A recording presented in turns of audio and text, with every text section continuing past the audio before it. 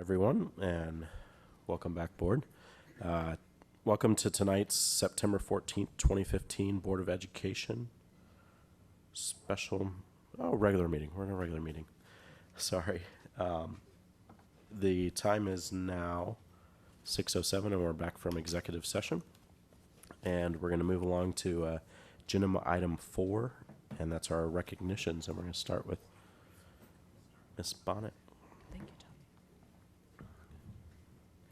Champaign Unit 4 Schools has been honored with an Award of Excellence from the National School Public Relations Association for the U4 Innovate video.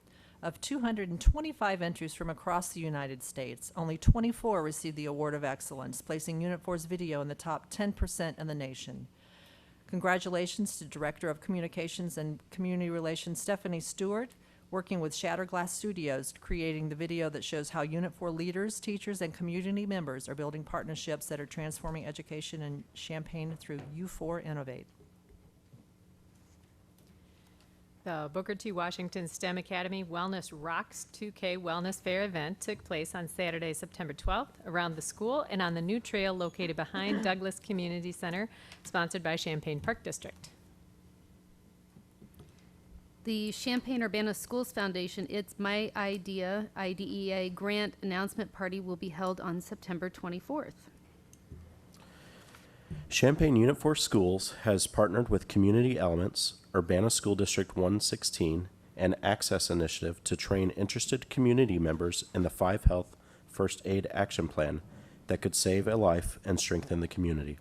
The free 8-hour course is open to members of the community who want to learn how to offer initial help to young people showing signs of mental illness or who are in a crisis, and connect them with the appropriate professional, peer, social, or self-help care. Booker T. Washington teacher Regina Lee was recently featured in the News Gazette and on WDWS for humanitarian work in Nepal. This school year, the district will continue to implement the ALICE procedure as its response to active shooter safety drills. ALICE, which stands for Alert, Lockdown, Inform, Counter, and Evacuate, is an evidence-based plan that aligns to the recommendations of the U.S. Department of Education and helps to increase survivability for students of all ages in the event of an active shooter. 3 Unit 4 high school students have been named semifinalists in the 61st Annual National Merit Scholarship Program. The district congratulates Summer Choi of Centennial, Cole Prescott of Central, and Philip Cotterill of Centennial on this incredible achievement. To be considered for a Merit Scholarship Award, semifinalists must fulfill several requirements to advance to the finalist level of the competition.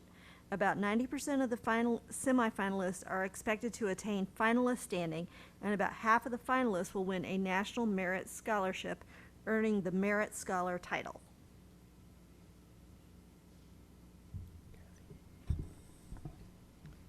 Centennial High School's AVID program hosted a college info night for seniors on the University of Illinois campus on September the 13th. Centennial welcomed Gregory D. Wilson, visiting lecturer at the University of Illinois and Yale University Fellow, to speak with parents. He will be collaborating with AVID seniors this year to get their writing ready for college. The Unit 4 Newcomers Program has won the Institutional Award from the Champaign-Urbana Immigration Forum as part of their annual Immigrant Welcome Awards. The Immigration Forum started this award program in 2014 to recognize the contributions of individuals and organizations that have created a welcoming atmosphere for immigrants in the Champaign-Urbana community. Congratulations to the ESL department on this honor. We'll move along to agenda item 5, public comments. Now's an opportunity for anyone from the public to comment on tonight's meeting. Seeing as there are none, we'll move along to communications. And communications from CFT. Thanks, Kathy. Communications from CESP, Steve. Thank you. Communications from PTA Council. Communications from board members. Yes, I'd like to mention that Champaign Centennial's Best Buddies program is having a fundraiser at Chipotle on North Prospect this evening. Go into the store between now and closing hours and mention that you're there for the Best Buddies program, and they will receive 50% of the proceeds from the sale. Can we send a runner for that? Greg will do it after his. Kathy. Hi, I just wanted to share some of the visits I've been making. Some of you may remember that in June, we brought back again the Adopt a School program. And the idea of this program is that board members will get to spend some time in the halls, in the buildings, with the people that make up some of our schools. And not only that, but would get a view of things going on at the elementary level or at the middle level or at the high school level. And so I took advantage of the beginning of school to invite myself to a few things, especially where there was food. But I had the pleasure of going to PTA Bagel and Coffee breakfast at Southside. I dropped by Centennial's new teacher orientation, met some of the new teachers. I went over to Barkstall's math night, and dragged my daughter to that one even. And at Jefferson, I got to spend some time with the visiting AVID reps, and I got to learn a lot about AVID as they're aiming for national demonstration status. And so it's been a lot of fun. And at each place, I've tried to encourage the people there to invite me to things that they think I might like to come to. I'm sure this goes for other board members as well. We'll probably be, the more invitations we get, the more we'll be saying no, but especially to let us know if there's food, and we might show up. Kathy, have you been working on anything else lately? Well, thanks, Chris. We also, something we had been talking about is another wave of communicating between the board and the public. And so if you go to Unit 4's homepage and click on Board Corner, there's a new blog, and we'd love for you to spend some time reading it and even better commenting on it, because we're hoping that this will be a way, well, we spent time working on what this blog is about and how it's going to work and what the comment policy is. So you can read all that online.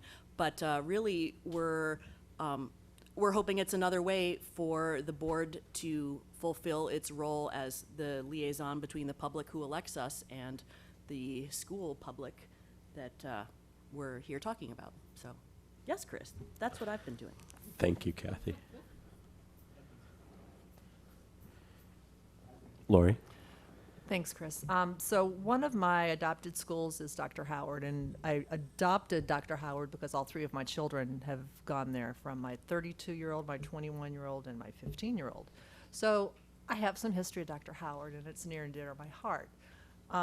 So I met with Principal Starwalt today, and we talked about some new initiatives that are happening at Dr. Howard, and how she was able to take her entire staff -1 to learn some new ways to approach the classroom and responsiveness. And so while I am not fluent in exactly how that works, I know that Dr. Zola is, and so I'd like for her to speak to that, because for me it's very exciting. So Dr. Howard had a 4-day professional development opportunity this summer, and as you articulated, all but one staff member was able to make it in their schedule, so already a huge commitment by the faculty. 4 days, about 28 hours of professional learning around responsive practices. It really looks at building a positive school community, effective management strategies, both in systems wide across the campuses, as well as in your individual classroom, and how to support individual student needs. And then it talks, some of the work talks about the engaging academic piece. So it really is sort of a holistic way of looking at a school culture. And then within that work, there are specific teaching practices around morning meetings, academic choice, the creation of rules, interactive modeling of those rules, positive teacher language, how adults and other staff interact and talk with the young people, and then sort of how to respond when students may struggle a bit, and what are logical consequences to really respond and support. So it very much aligns with the restorative practice work that the district's doing. And I think, as you probably saw today, I think it's the early feedback I've heard from the adults that have approached me feel like it's given them a real strong framework from which to work and some clarity. And just any time adults in any setting, right, are on a common page and have common language, it makes it much easier for the young people that they're working with to find success. And so to speak to that success, one of the things that Principal Winnie talked about was, board members know that Dr. Howard has been challenging for us. And while last year there may have been, 23 kids that demanded a lot of attention, this year at this point there were only 5. So while some of those kids have moved on, I think it really speaks, and she talks about how the teachers see that this process works for them, and it really helps them to help the kids know what the parameters are and the rules are. So I just want to say I'm so very excited about that, as well as the new furniture, and to walk into the building, the new lights alone. So when you talk about trying to hold on to a school that needs so much more than just new lighting, the new lighting makes a tremendous difference. It's a lot brighter. The colors are nicer. The furniture in the lunchroom allows them to have a much more focused lunch and less noisy. They have so many new things at Dr. Howard. However, that doesn't go to say that Dr. Howard still has many, many facility challenges, and that hopefully we'll be addressing those in the years to come. So that was Dr. Howard. The other thing I want to talk about are courageous conversations. We've had courageous conversations when we talk about race and class, and there was one particular conversation that was happening on Facebook this weekend. And I just want to say that with all the changes that we're making within Unit 4, I think we have to hold each other accountable, and we also have to be willing to listen to a different perspective. As we look at each other in this room, not all of us are blonde, not everybody has blue eyes. And so the way of the world is we all look different, we all have different thoughts, and I think we need to be respectful as to all those thoughts when they come to the table. So I just want to say thank you to administration for supporting change. I think it's important. And carry on. Thanks. Thank you, Lori. I'll go.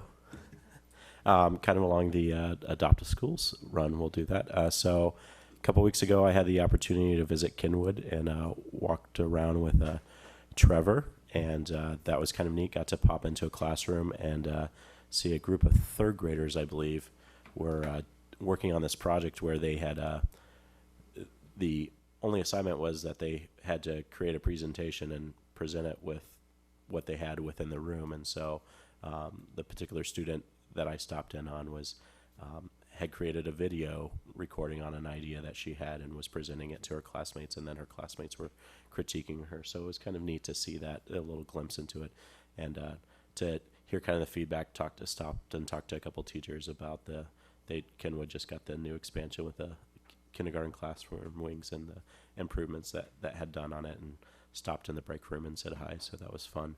And then on Saturday, I had the opportunity to swing by Booker T. Washington. They had their first annual 2K, and so that was fun. It was put on by Jackie Monroe, who's a PTA member, and for a first-year project, Judy stopped by. It was amazing. It was so I come from Cary Busey. We do a little 3K there, and that's also very successful. But to see the first-year turnout, they had probably over 100 participants easily, had things set up outside for the kids to participate in beforehand.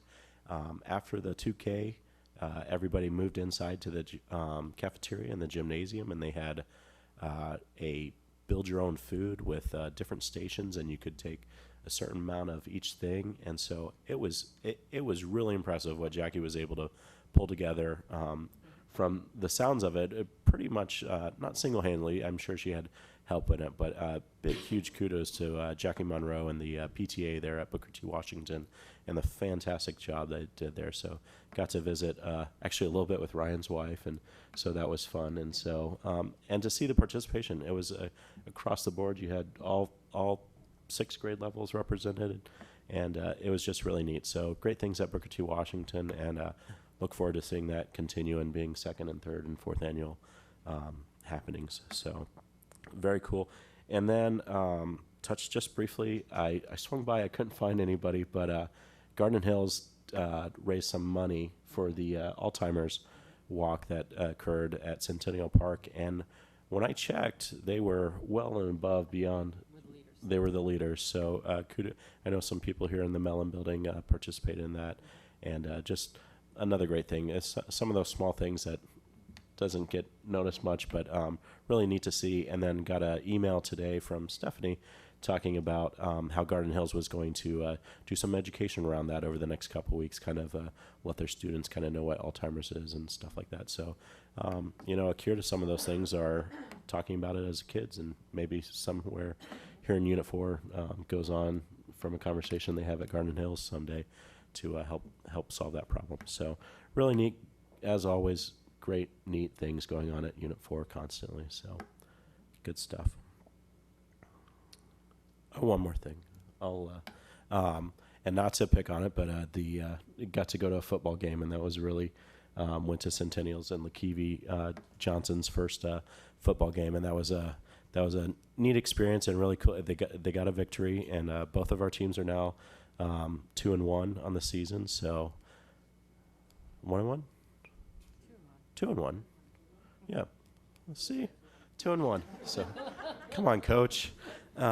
So that was kind of neat, but it was really fun to go back in the stands. It had been a long time since I'd been to a high school football game, and I was wondering, why are we going on it on 4th down? And I had to remind myself it was a high school football game, but it was a lot of fun.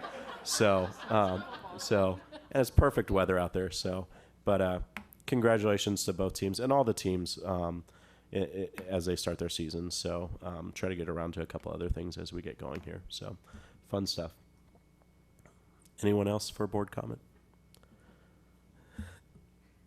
Well, back to our adoptive school. So I had Robeson and Carrie Busey. So I've made those visits and thoroughly enjoyed the building. But one of the things that I reference back to is Matt made the comment that becoming a board member is like taking all this information in from a fire hose. And we're moms and dads in the district. And so you step into this role. And what I have found is how much we're doing really, really well and how passionate our staff is and surrounds our students with so much love and support. So it's been an incredible experience to come in it from that angle to watch so much good happening. And I'll end that with 2 of my kids are at IPA, which is the International Prep Academy on Kirby. And I picked them up last Friday, and they've been in school, I think, 3 weeks. And they were talking to each other. They were singing a song in Spanish and then interspersed the conversation they were having with English and Spanish words. So it's so delightful to pick up your child and go, all right, you're getting it, and you're only been in there 3 weeks. And so we're just, if you haven't had a chance to visit the schools or just talk to, even if your staff, and talk to your colleagues, they're doing some really amazing things in this district and supporting the teachers and the administration show so much love, and they work so many hard hours. That's been the best part about being part of a board, is watching the good stuff that happens. So that's all I got. I wouldn't want to leave out. So I did get a chance to visit Garden Hills the other day, go into a classroom and actually see their morning circles, and that's really cool to see. And I know that some of the other schools are thinking about implementing this, and I was in a 2nd grade classroom, so they're really just getting started with it. But they were so respectful of each other, and I really appreciated that. They passed a little bean bag around, and whoever had the bean bag was the only one who was speaking, and they were really doing a good job of listening to each other and everything, and that was great. And the enthusiasm of the staff there was just, it was wonderful to see. And I did get to go to the Actions open house this morning, and they're doing some really fantastic things there. And I'm really looking forward to seeing more of that. That's it. Any further board comment? Nope. All right. Moving on to number 7, informational items, upcoming events. I'll breeze through these real quick. September 16th, 2015, one-to-one mentor training, 6:30 p.m. to 8:30 p.m. at the Urbana Free Library. September 17th, 2015, balanced calendar, school improvement day / parent-teacher conferences, no school for students. September 18th, 2015, balanced calendar, parent-teacher conferences, end of quarter 1, no school for students. September 21st, 2015 through October 9th, 2015, balanced calendar, fall intersession. September 23rd, 2015, fall holiday, no school. September 28th, 2015, special board meeting at 5:30 p.m. And that's going to be at Central High School in Seeley Hall. So kind of our first away from home meeting that we'll have. So hope to see you all there. Come out and see us. I was told today that we'll have a video board there, and we'll be audioed and mic'd and videoed just like we would be here. So exciting times. Moving on to 8, action agenda, new business. And first up, we have oath of office, our student ambassadors, and I'll turn it over to Dr. Wiegand at this time. Okay, thank you. Back in July of 2013, the Board of Education approved the Student Ambassador Program. This program is part of the district's effort to engage and be responsive to all district stakeholders. The Student Ambassador Program is an opportunity for the Board of Education to hear student opinions, issues, and concerns related to their experiences in district schools. So this evening, our board president, Mr. Kleppel, will administer the oath of office to the following students that will serve as student ambassadors to the Board of Education for the 2015-16 school year. So could we have Central High School Representative Mac Dressman come forward, along with Centennial High School Representative Summer Choi. You probably should stand, and they could come up here, and You guys want to come close? I think Tammy has a copy of the oath for you guys to follow along. Very good. All right, so you guys are going to repeat after me. I do solemnly swear Do solemnly swear that I will faithfully discharge the duties of student ambassador that I will faithfully discharge the duties of student ambassador to the Board of Education of Champaign Community Unit School District 4 to the Board of Education of Champaign Community Unit School District 4 in accordance with the policies of the Board of Education. in accordance with the policies of the Board of Education. I further swear or affirm I further swear or affirm that I shall encourage and respect the free expression of opinion by myself that I shall encourage and respect the free expression of opinion by myself and board members and others who seek a hearing before the board. and board members and others who seek a hearing before the board. Awesome. Congratulations. You guys are in. Matt, Summer. All right. You have your, take your seat. There's a place Yeah. that they like. And then you guys get to introduce yourselves just briefly to the rest of the board. Lori and I had the pleasure of meeting these two students. I shut myself off. And so I'd like you guys to meet them real quick. Summer, we'll have you go first if you'd like. Hello, hi. Hi, my name is Summer, and I'm really excited to serve as the student ambassador of Centennial High School for this year. I really enjoy the board meetings and the social justice seminars that are held in this building. I had opportunities to present as the leader of Choose Kindness, which is also a district-wide community group, a student-led community group within the district. So, thank you for having me. Welcome. Hi, I'm Mac Dressman. I'm a student at Central High School. I'm really excited to be here and to be able to contribute and hear what's going on here. Thanks. Welcome, both of you. Congratulations.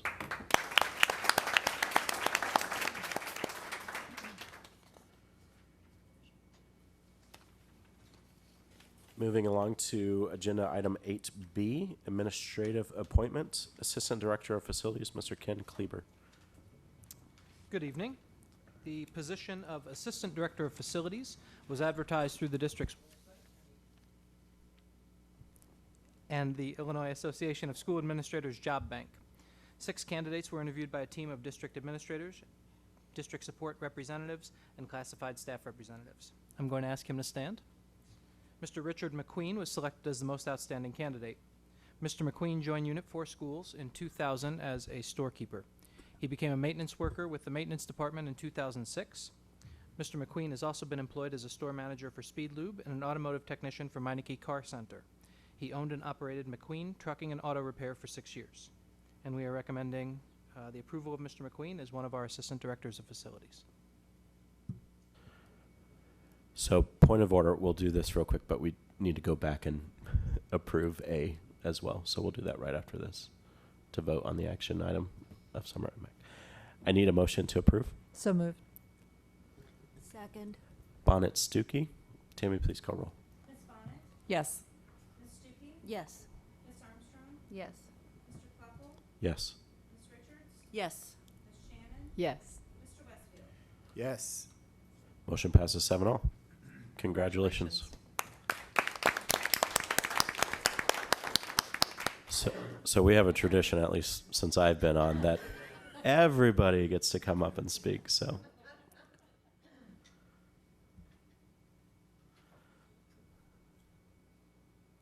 Well, I'm very excited for this opportunity, and I'd like to thank the board and administration for giving me this opportunity.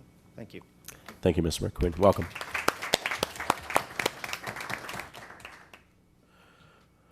All right, Summer and Mac, let's do this. Okay.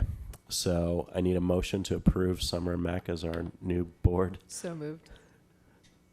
Second. I have a Shannon and Richards. Tammy, please call roll. Yes. Yes. Yes. Yes. Absolutely.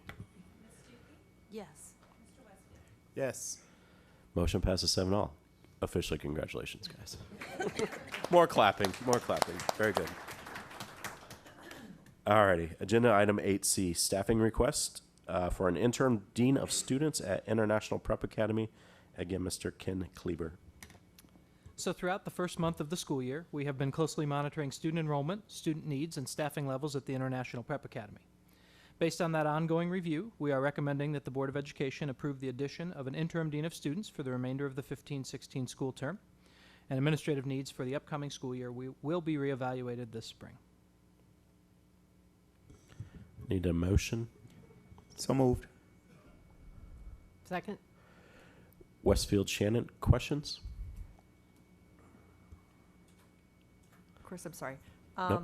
So will this become a permanent position? Is that what we're thinking, or is it interim based on enrollment? So if we could just speak to that, please. Yeah, so we have been, our plan was to phase in a second administrator at IPA.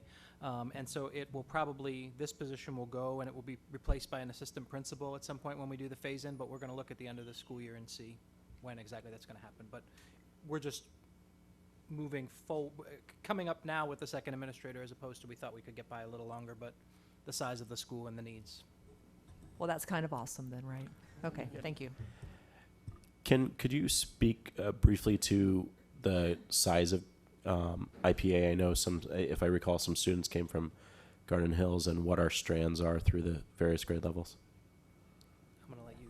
Or I was going to say Dr. Zillow, but So we moved some classrooms, our classrooms from our bilingual program. Again, we were going to phase those classrooms out, but as we talked with teachers and families, it appeared that we were going to be separating some siblings because you were going to have some younger children coming to IPA and then some older siblings still at Garden Hills. So in order to be responsive to the needs of families, and also just to connect colleagues at a higher level more efficiently, those classrooms did move over. So IPA, I think, sits around 220, 230 right now, compared to a Southside at 304. So it's not that far away from, so it just grew much, and they're full, right? The program itself is highly selected, so we have a waiting list for kindergartners. We may have a first grade seat that opened today. After that, children really can't transition into the dual language program because they'll be 2 years out from the inception. But yeah, so I think it's a good story. Honestly, I don't know what we would be doing right now if we didn't have a 12th campus. So. Something to add to that facilities conversation as we go forward. So, Artie, any further questions, board? Tammy, can you remind me? You have the motion and second? Definitely yes. Yes. Absolutely. Yes, ma'am. Yes. Yes. Yes. Motion passes 7-0. Help's on the way, Jonathan. All right, moving along to agenda item 9, reports and new business. And up first, we have the University of Illinois Recruitment and Partnership. And I will turn it over to Dr. Wiegand. This evening, we have Charles Tucker, Provost for Undergraduate Education and Innovation. He is here to address the Board of Education on the importance and value the University of Illinois places on partnering with local school districts. Current partnerships will be highlighted along with the university's commitment to recruitment and retention of minority students to the university. I'll turn it over to Mr. Tucker. Thank you very much. I'm actually the Vice Provost for Undergraduate Education and Innovation, so thanks for the promotion, but yeah, we're very happy. We're very happy to have Dr. Ed Fazer as our interim provost, and wonderful choice for the campus. So I'm pleased to be here. Thank you very much for this invitation, and I do bring you greetings from Interim Chancellor Barbara Wilson. This visit was originally offered by Phyllis Wise. I'm here tonight because my responsibilities include all the academic aspects of the undergraduate experience on our campus, from curriculum and general education to recruiting and admissions. I'd like to talk with you about partnerships between the U of I and Champaign Unit 4 schools, and also about recruiting and admissions. My theme tonight is that there are many positive collaborations between your school system and the university, and we need to do a better job of knowing about them, talking about them, and celebrating the wonderful things that are already happening. Once we have that picture clearly in mind, we can think and talk about what new kinds of interactions would serve the schools and the university well. I won't be able to describe all the many partnerships that are going on right now. In fact, I'm confident that there are great things going on that I still don't know about. So please understand that I'm only going to cover some of the major programs. I want to give a special thanks to Dr. Wiegand, who volunteered to give me a list of some of the partnerships she knew about. And thank you very much, because there were a number of there that I didn't know about. And after I did my good homework like any good student, I was able to find some things I don't think she knew about either. So, and I'm not sure, we don't know that we've captured them all, but it's all good stuff. Let me start with programs for students at the kindergarten and elementary level, move up through high school, and then mention curriculum, innovation, and teacher professional development. All first grade classes in Unit 4 are entitled to attend a field trip to the Spurlock Museum as part of the Celebrations in Our Families, Communities, Nations, and the World unit in the social science curriculum. The museum staff is creating this new tour specifically for Unit 4 and will premiere it this year. The U of I's Pollinatarium, had to work on pronouncing that word, that's for pollination, is a campus facility devoted to flowering plants and their pollinators, bees and other pollinators. All second grade classes in Unit 4 are entitled to attend a field trip to the Pollinatarium as part of the insect unit in their science curriculum. Students learn about bee biology, perils to pollinators, beekeeping, and insect collection and identification. CAM-WAM, that has an exclamation point, sorry, KAMWAM, stands for Krannert Art Museum Week at the Museum, a program for grades 3 through 5 that allows students to spend an entire week at the art museum, essentially going to school there for a week. Lessons for CAM-WAM are developed and taught collaboratively by museum educators and teachers from the school, and they're inspired by works of art on display. The goal is to have lessons that are engaging and interdisciplinary and that encourage students to think creatively and critically. There's also a shorter one-day version of the program, CAM-BAM, which doesn't stand for anything except BAM is fast. and the more extensive teacher development option, CAM-JAM. 800 students from 9 different schools participated in the program in the museum last year. Unit 4 schools who offered these programs to their students last year include Garden Hills in the 4th grade, Stratton in the 3rd and 4th grades, Robeson in the 3rd grade, and Southside in the 5th grade. Funding comes from the Krannert Art Museum, individual and foundation donors, the campus, and your school district. Thank you very much for that partnership. The Illinois State Geological Survey is part of the Prairie Research Institute at the University of Illinois. All 5th grade classes in Unit 4 are invited to attend a field trip to Kickapoo State Park as part of the Landforms, Rocks, and Minerals unit in the science curriculum.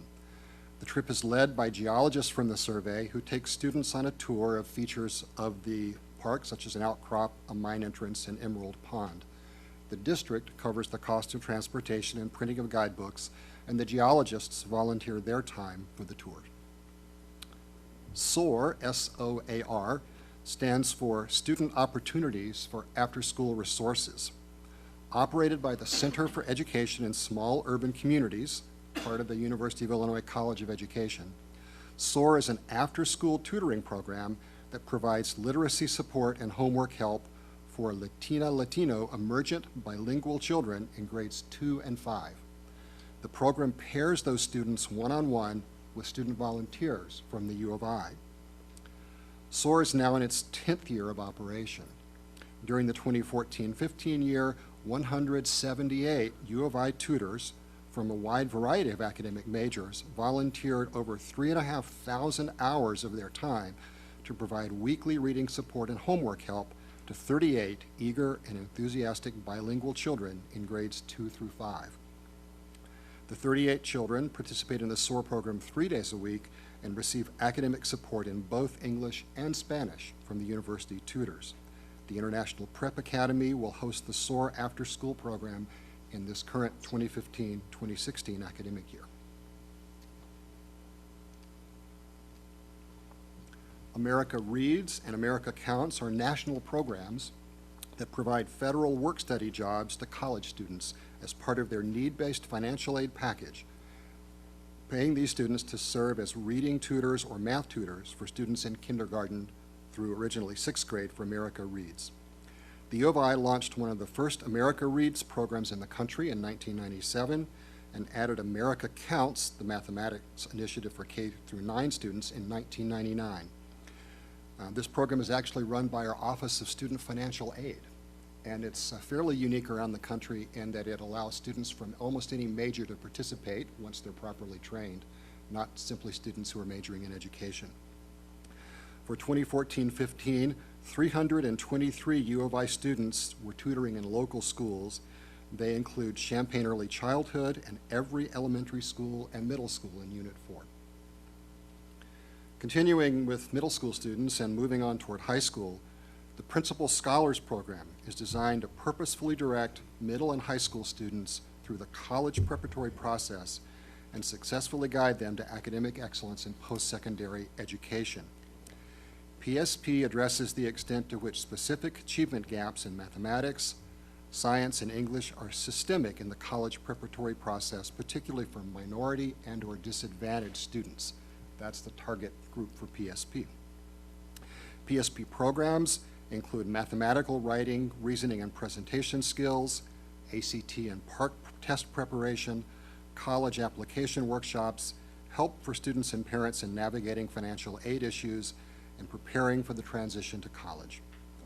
Last year, PSP worked with 350 students from Champaign County, including students from Edison, Franklin, Jefferson, Central, and Centennial. At Centennial, PSP works through the AVID program that we've already mentioned tonight. PSP students from our area have a 100% high school graduation rate, and 90% go on to graduate from college. 44% of PSP students are African American, 15% are Hispanic. PSP is funded by the Office of the Provost and by grants obtained by the PSP staff. A program treating a somewhat similar population is the TRIO Upward Bound College Prep Academy. This has been sponsored by the U of I through our Office of Minority Student Affairs, which obtains funding from the U.S. Department of Education. There's also campus funding here. Upward Bound works with first-generation and/or low-income high school students who have potential for post-secondary education. Services include weekly tutoring, ACT prep, academic skills workshops, college visits, assistance with college and financial aid applications, financial and economic literacy, career exploration, and other services not typically available to the eligible participants. All services are free to the participants. Typical funding covers 102 students each year countywide. Students from both Central and Centennial participate in Upward Bound. Upward Bound students in our area have a 100% high school graduation rate, and 80% or more enroll in post-secondary education. I also mentioned that this program, in conjunction with our admissions office, is offering an admissions application workshop on Tuesday, September 29th at 6 p.m. Your high school guidance counselor should have information on this, but I would happy to provide that information on request. Turning to interactions with Unit 4 teachers, since 2005, the Center for Education in Small Urban Communities in our College of Education has operated the Chancellor's Academy.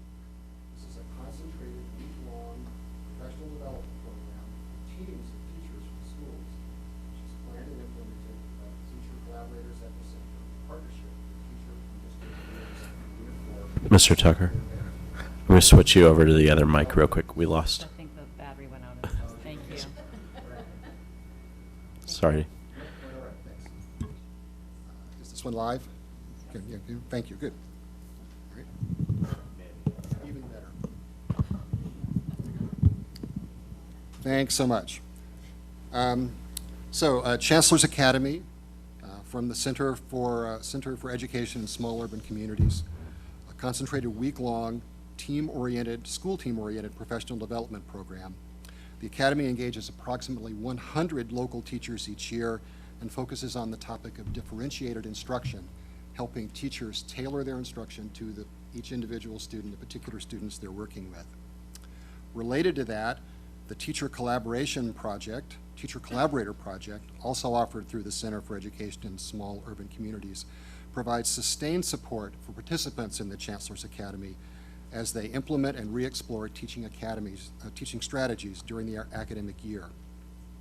The center provides expert teacher collaborators who work in partnership with Unit 4 teachers in their classrooms, demonstrating lessons, doing side-by-side teaching, and co-planning instruction.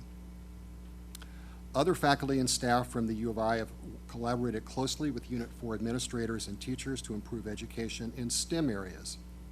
Professor Fuad Abdelkhalik and his colleagues from the College of Education helped found and develop Booker T. Washington as a STEM academy, and they're now working closely with Edison Middle School STEM teachers to enhance the classroom experience there. We already mentioned U4 Innovate here tonight. If you watch the video, you'll see some U of I faculty as well as Unit 4 staff and administrators.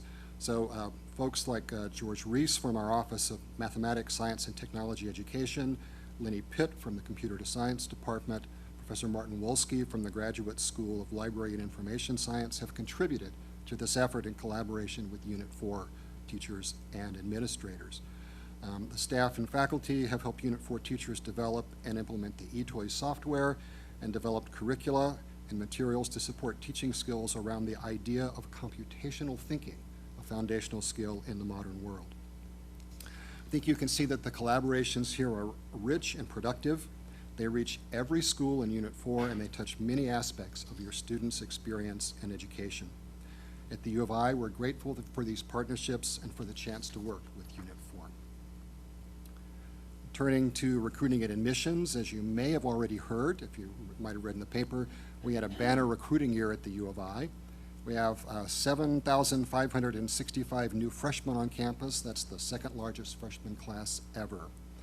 Of these, over 5,500 are Illinois residents. That's up 11% from last year and the largest number since 2009.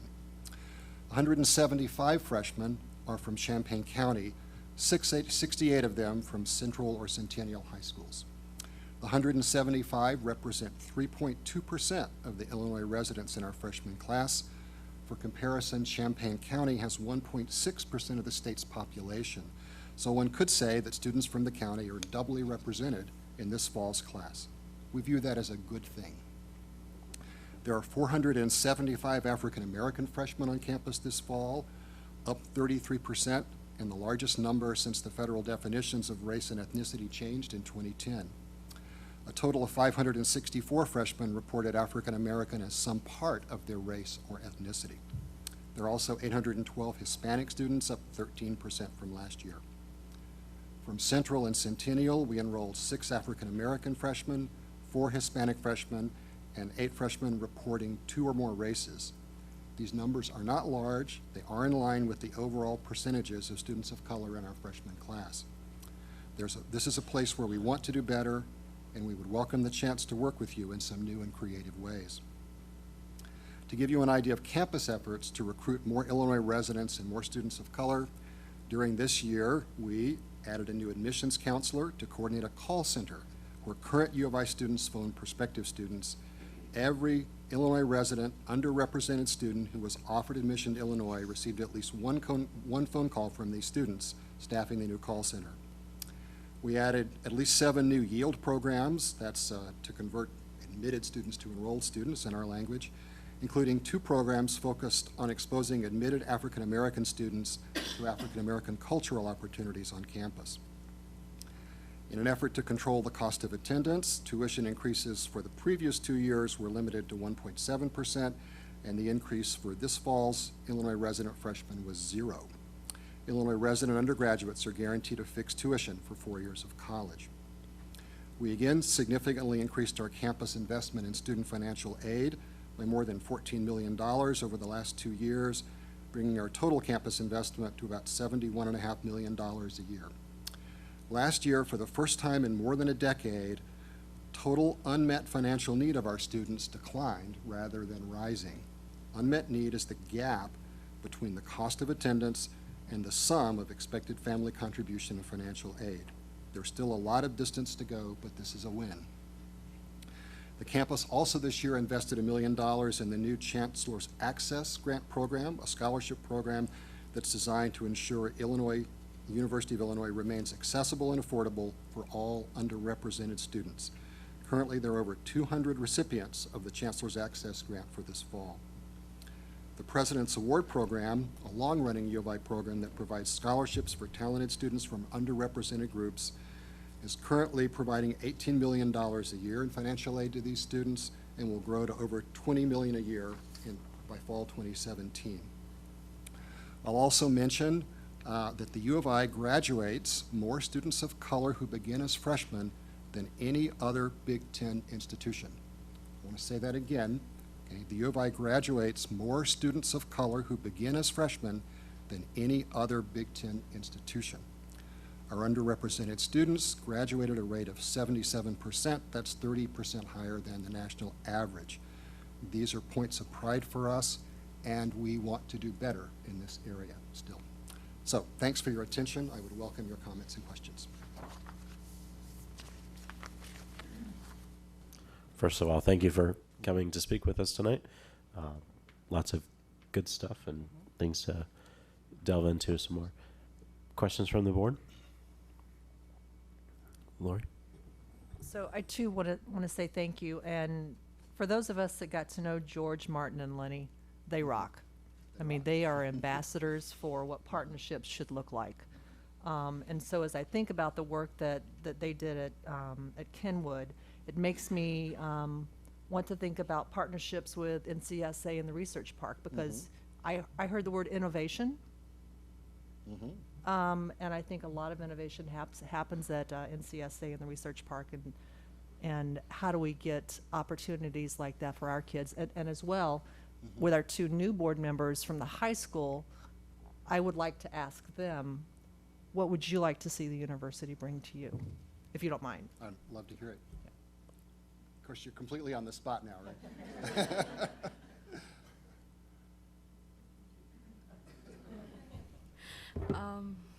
Yeah, well, thank you. I really like your initiative. I think for me, just speaking for myself and speaking for the student groups that I lead, I think one of the greatest aspects of the Champaign High School community, or the school community in general, is that it's very diverse in terms of its student body, and sometimes students need help when initiating projects or other events that could better create an inclusive culture that really fully appreciates the diversity of the student body. And I feel like the University of Illinois is also a really diverse, large research institution, and opportunities for students to connect with university students for mentorship, to better create an inclusive student culture or better understand the diversity of different groups and the community that we live in. I think that would really help us create a welcoming environment for everyone. Those are great suggestions.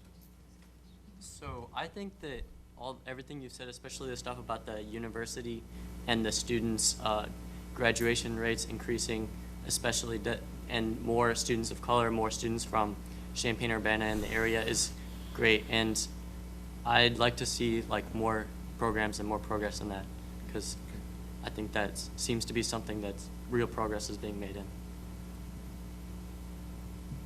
Thanks.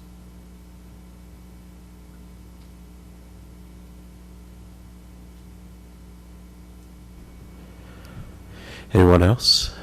I'll just throw this out there, and I don't know what kind of initiatives you're already doing with this, but talking to those underrepresented students from a very young age and bringing them onto campus and showing them that people who look like them are succeeding at our local university, I think is really important. Because a lot of the images we see of the U of I are, they tend to be very white.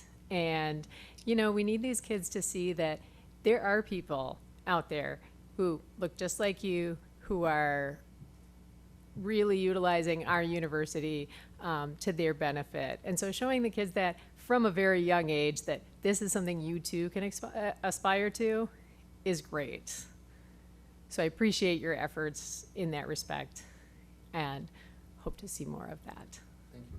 Thank you very much. Can I just add to that, because that's a very good point. And actually, yesterday, Angela Smith was with Gregory Wilson on campus with some of our Avid students. So Angela, do you want to I know we highlighted it in the accommodations here, but I'd love for you to talk a little bit about what took place yesterday, because I think that speaks directly to what you had mentioned, Kathy.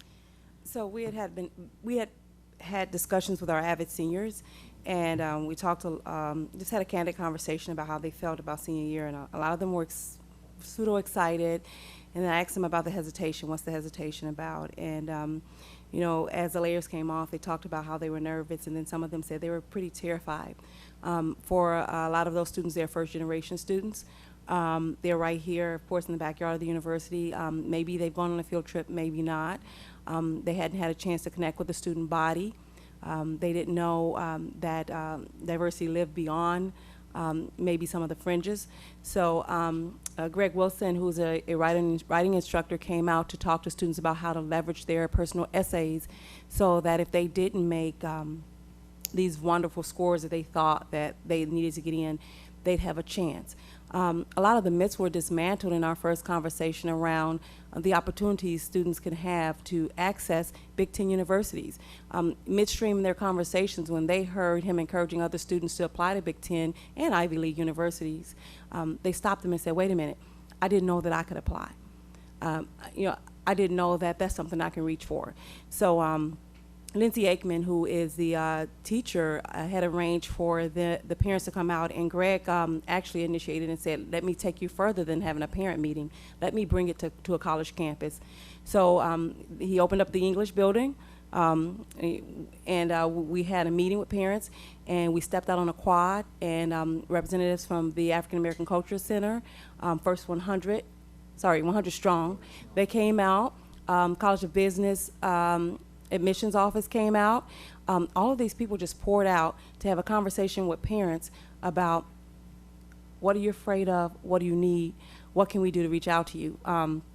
In the end, we had our students referencing and talking to students saying, well, Erica really inspired me. She's just like me. I didn't know she was here. And Erica came from a different place maybe, but she looked just like the students in the classroom. Every student had a one-to-one person that they were able to communicate with. The undergraduate students exchanged phone numbers and said, if you need something, you can call me as you go through this journey. They talked to them about casting a wide net, applying to more than one school. Some of them thought, I'll apply to one school. Others thought, maybe I don't go and try to apply to anything. Maybe I just stay here. So they had a lot of good dialogue. In the end, the undergraduate students offered to come out and speak to more of our students. It broke a lot of the boundaries I think exist right here in town. And you know, being an undergrad student here myself, I can tell you that undergrad students don't know a lot about the people who live here, and the people who live here don't know a lot about the undergrads who attend, who get their degree and go, and they're looking for an opportunity to give back. And you know, it was really pretty emotional to stand on a quad, and the young man we asked to take the picture of us was a Centennial grad, and he recognized one of the Avid students and said, I know you. He said, I know you. He was wearing a Centennial shirt.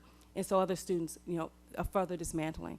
Centennial students go here as well. So that was probably the highlight of their 4 years in Unit 4 school. So I would say we do need some personalization in our relationship with the university. That's wonderful. I'm glad to hear it. I spent a fair amount of time with the students from the Bruce Nesbitt African American Cultural Center last year, and they're very passionate about this. It sounds like you really tapped into that in a wonderful way. That's great. Yeah. Yes, Jonathan. Please. It's heartwarming to know that programs that I participated in as a student here in high school, specifically the Principal Scholars Program, still exist. It pretty much led me to going to the University of Illinois and entering as a freshman and eventually graduating. And to hear that thesis that, you know, we lead the Big Ten in graduating students of color that enter as a freshman, very heartwarming. I mean, who would have thought back then? You know, I'd wondered if Principal Scholars was still going around. It's nice to know that it is. It had a profound effect on what I did in high school, and it carried me through college. So it's, you know, as someone who's benefited from it, I'm very grateful to know that it's going on and pleased that it's succeeding. Good. Thank you. Thanks for being our ambassador, too. That's fabulous.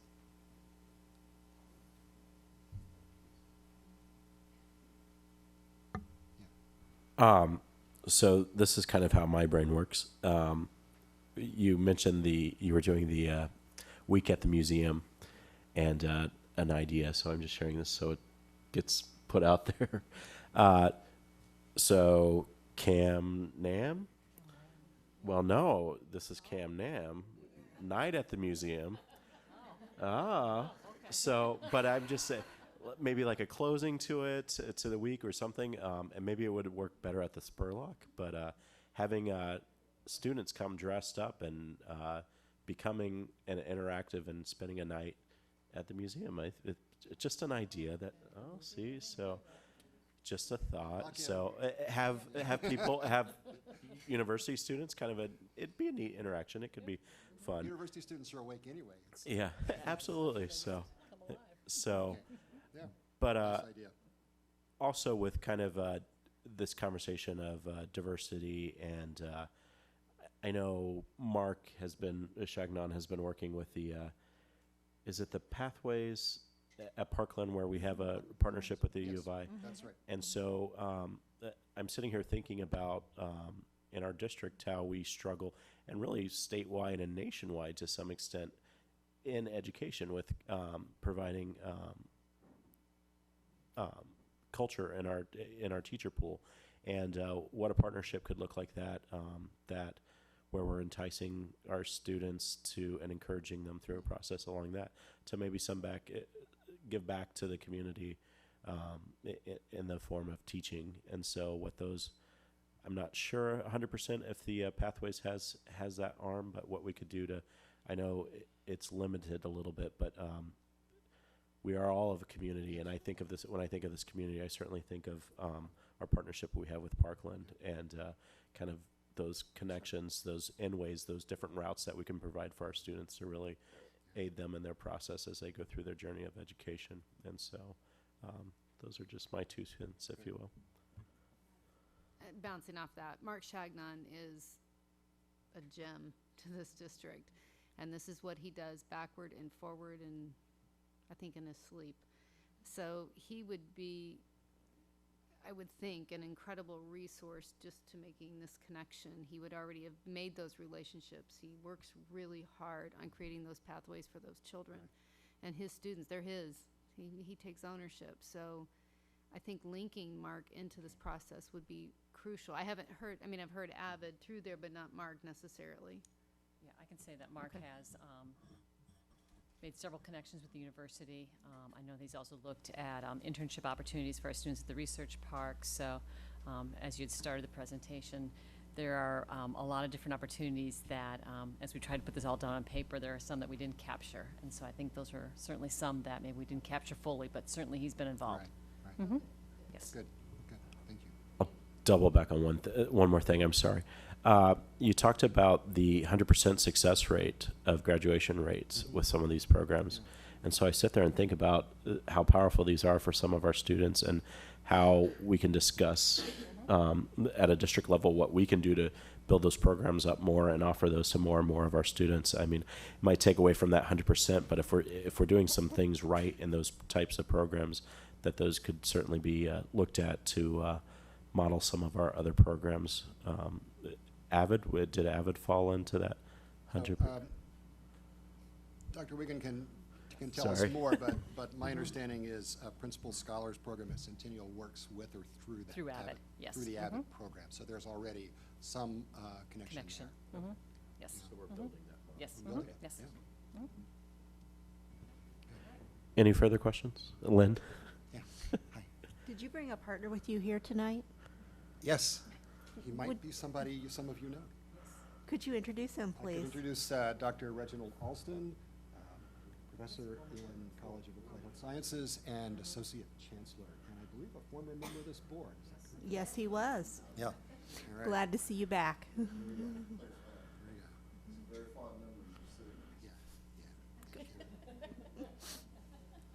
go.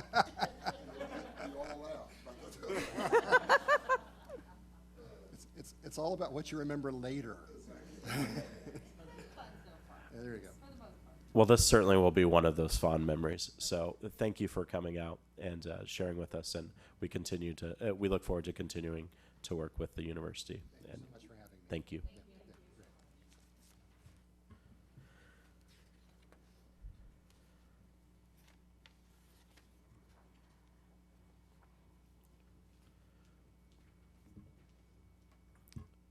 All right, Lynn left, so I'm going to call a quick recess, 2 minutes. I'm nursing a cold, I'm drinking fluids, I'm going to the bathroom.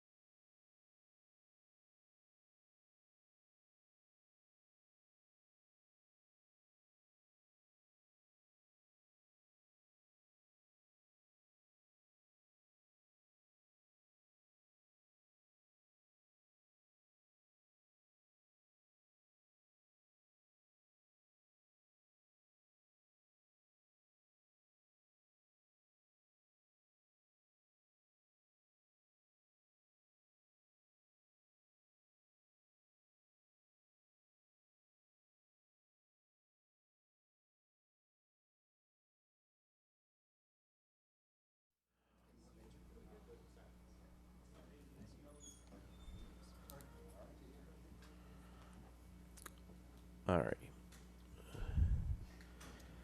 So we're going to move along to agenda item 9B, CU Safe Routes to School, and I will again turn it over to Dr. Wiegand.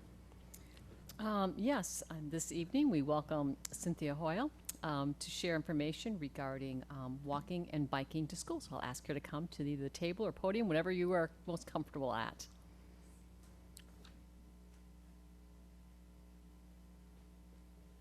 Thank you all so much for inviting me to come and talk tonight. And I have a presentation that'll make it available to you after this, because there's a lot of data in here that I'm going to be throwing at you. And I also want to say that this is adapted from a Centers for Disease Control presentation. They have become very focused on the built environment as a major part of the health problem in our country, with obesity and several chronic diseases, including heart disease and diabetes. And the other thing that recently research has been pointing to is the fact that where you live has a huge impact on your health, and your address can actually determine your lifespan. And at the professional conference for my profession, the American Planning Association, one of the national leaders came and spoke, and he said, you know, that's not right, that people, it's determined how long they'll live based on where they're living, and every child should have the same opportunities for a healthy lifestyle. So I this is information that they had in their presentation, and the determinants of what creates health for people. And as you see, behaviors is 40%, and we tend to think of genetic predisposition as having a larger role than it does, and that's about 30%. And the other part of this, in terms of the public health paradigm, is that the settings that we work in and live in also have an impact, and that's social circumstances. And so with the combination of the other factors that we can impact by addressing the environment is actually about 60% of what determines our health. Then they also have, oops, sorry, got excited with my clicker. There we go. They have this health impact pyramid, and in the public health world, this is called the Frieden's Pyramid. And it just is a demonstration of what the impacts are on our health, and the variety of things that we think about in terms of what we can do to reduce injuries and fatalities, etc. And they've become much more focused on changing the context of where we live and what is happening. You may know that we have about 35,000 people a year killed in crashes with motor vehicles. That's a really, really large number, and so that is a public health issue. So in their research and what they've been doing trying to impact American health, they have concluded that the process really ought to be about taking a look at our policies and our plans and our designs to help create healthy places that enable healthy behavior, and then we end up with healthy people. In other words, like I said at the beginning, the healthy choice ought to be the easy choice. Right now it's actually hard to use active transportation. And people who are in more limited economic circumstances don't have the time or the money to join a fitness program. And so those are the very people who, being able to walk or bike for a few of their trips on a daily basis, could have a huge impact on their health. But if they don't have that option, then they drive, and then driving is also a huge part of their household budget. So this is another one of the CDC slides, and transportation is a social determinant of health, and I've got the leading causes of death in Illinois, and they're all influenced by transportation choices: heart disease, cancer, lung disease, stroke, and accidents. And nationally, they also had in here that the top actual causes are tobacco, diet, physical inactivity, alcohol, microbial, toxic agents, and motor vehicles. So that tells you a lot about impacts on our health. So how do we do this? How do we talk to people about it? How do we change these things? And one of the mantras for talking about this that Gil Penaloza talked about when he was here in town, and his organization is called 8 to 80, and he says if we build communities so that everyone between the ages of 8 and 80 can walk or bike or get around on their own, then we've built communities that work for everybody. So as we're designing both our street infrastructure and our land use and our buildings, we need to look at safety and access, convenience and comfort, and give people those choices. We've been building a system primarily focused on cars since World War II, and that's the generation I've grown up in, and I really think that there was a vision that we were going to be the Jetsons, and you all are, most of you are old enough to remember the Jetsons. They didn't even walk into their house. You know, they flew up in their spacecraft and they got on an automated walkway. And we never contemplated the health impacts of building all of the activity out of our environment. And we asked our engineers to do that, and they were wildly successful at doing it. They built the best interstate highway system in the world. And so now we need to go back and see how do we refit that system. So active transportation brings a lot of benefits to us. It reduces the number of fatalities and serious injuries. And when we talk about fatalities, I give you that number, but the number of serious injuries that have lifelong impacts that people suffer in crashes with motor vehicles is huge. Just having that, 30 minutes of daily activity. I don't know if you heard last week, the Surgeon General came out and asked everyone to take a 22-minute walk with him daily, that has huge health impacts. So it's not a lot of walking, just a little. Also reducing air pollution, and I'm going to talk about that some more, cutting greenhouse gas emissions, and then the high cost of transportation. And school districts also spend a lot of money on transportation. So what do we do about it? How do we do it? And some of the people who've been looking at this and studying it have come up with a variety of suggestions for us. Look at investing in bicycle and pedestrian infrastructure, calming traffic, which means slowing it down. Speed is a big killer on our roadways, which is why we have 20-mile-per-hour speed limits in our school zones. The difference in fatality rates is huge. Between 20 and 30 miles an hour, you have a much higher rate of surviving a crash with a vehicle going 20 miles an hour. Safe routes to school programs, these authors called this out as one of the things that you can do. Build transit supportive development, and then we've got a lot of sprawl we need to retrofit.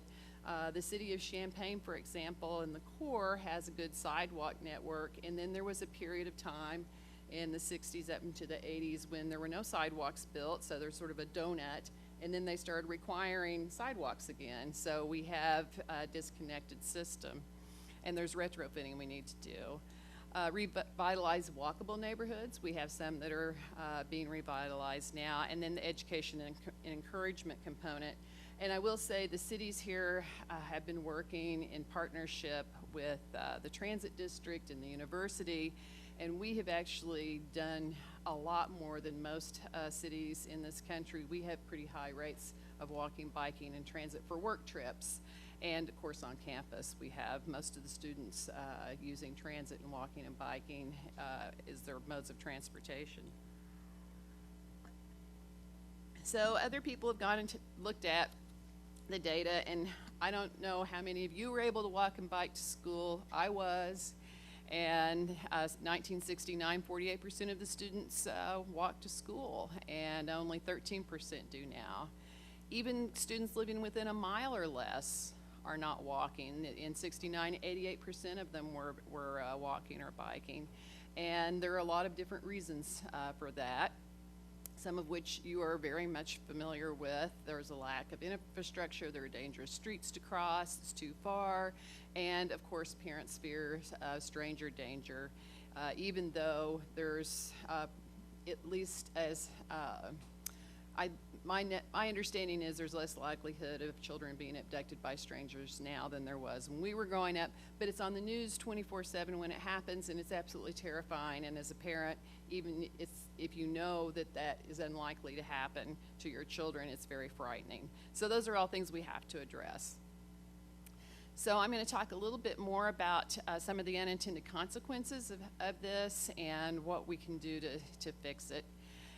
And one of the case studies, which is very interesting, is people say, well, why should I be worried about this? I can drive my kid to school. It's a very interesting study they did in Atlanta, and they did a lot of analysis of it after the fact for the Olympic Games.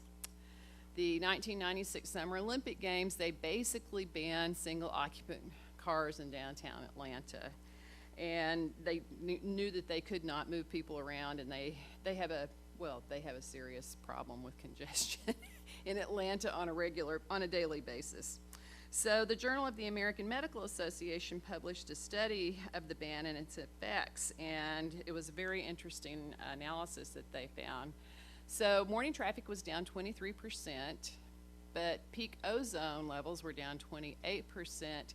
And the most astonishing thing was the asthma-related events for children, and the number of visits to emergency rooms was down 42%.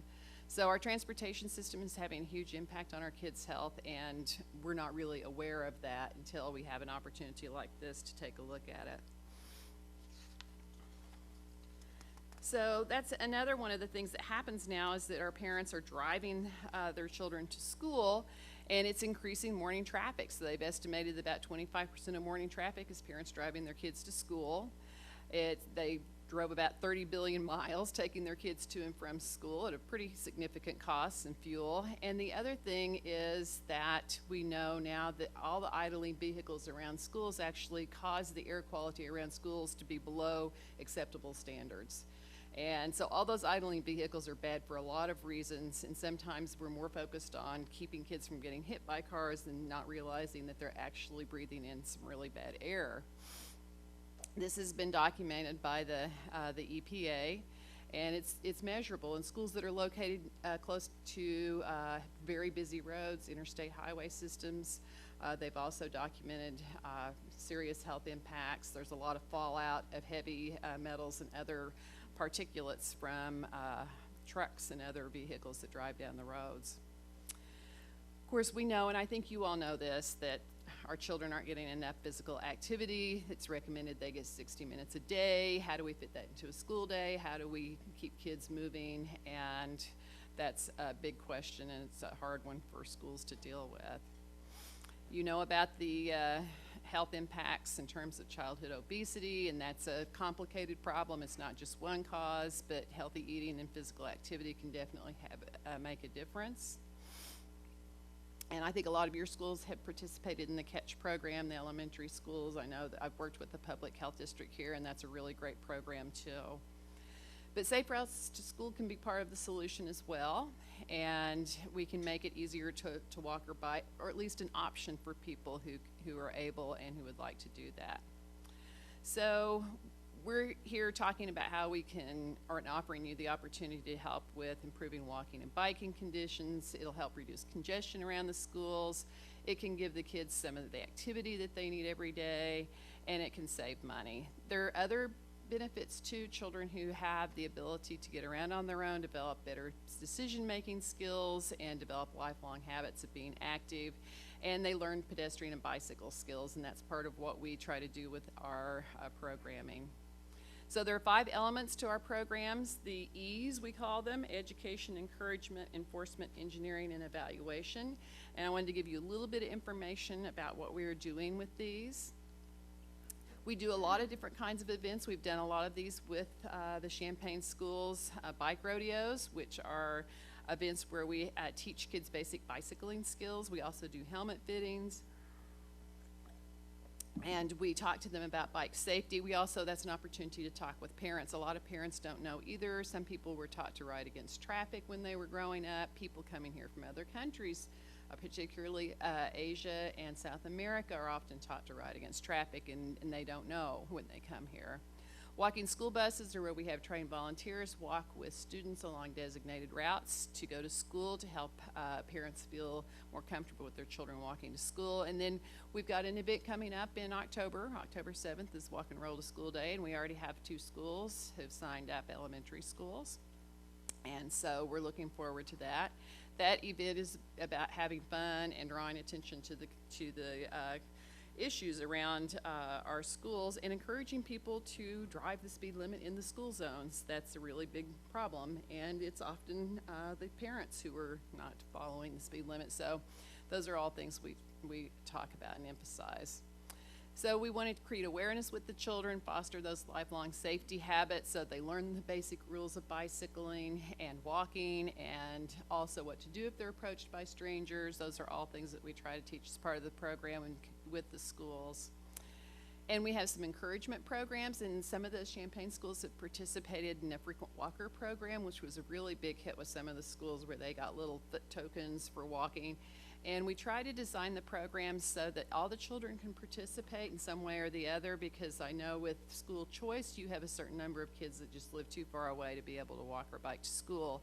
And so that kind of a program allows anybody to do the walking. They can do it in recess and at lunchtime, and add miles to their walking. And it's easy to do, it's fairly easy to do, and it's about having fun, and they really enjoyed it. We also use that with the Park and Walk program to reduce congestion around the schools, is to have a designated location where parents can park, and the kids can either walk by themselves or the parents can walk with them to school, and that was part of that too. And some of the parents told me they really enjoyed it because it was faster and more fun. And in fact, one mother told me one day it was cold, so she thought she would go through the line and pick her daughter up, and her daughter was mad at her. She said, "I was freezing standing out there. I'm much warmer walking back and forth to the car." So those programs can be a lot of fun. We work with enforcement a lot, and they have been crucial partners for us. Chief Anthony Cobb was our first representative from Urbana on our steering committee, so he's very familiar with this program, and we worked closely with him, particularly with some of the program we did at King Elementary. So they are important partners in this, and the kids really enjoy the opportunity to interact with them in a setting that is about having fun and doing things that they enjoy. Engineering, of course, that's a biggie, and this is one of the things I wanted to talk with you about a little bit tonight, is to get engineering grants, we need data, and that'll be the next slide, is our evaluation component. But we've got to have safe and connected sidewalk systems. You've got some major roads here. I hear from parents they want to walk or bike to school, and as you know, crossing roads like Prospect is a very hair-raising experience for the children and their parents. So what do we do about it, and how do we address those things? And there are a variety of infrastructure changes that we can make. And you have gotten some grants. You got one for Stratton. They put the crosswalk in, and with the pedestrian refuge island in the middle. And that's the kind of thing that we can do. But we need data for it, and we have a number of things that we do. And I think it's been hard for us to help teachers connect the dots between collecting this data and getting these grants and making these improvements. We try around, we don't want to do it the week we're doing Walk and Roll to School Day, but probably the week after, to do what we call classroom tallies, where they have the students raise their hand. They say, hey, did you walk to school today? Did you bike to school today? And they count them. And we also have parent surveys, and we send out a link to do it online. We used to do paper copies. It was so expensive, and it's a lot of paper, and we got so few back that we quit doing the paper copies, and so we now have the electronic one.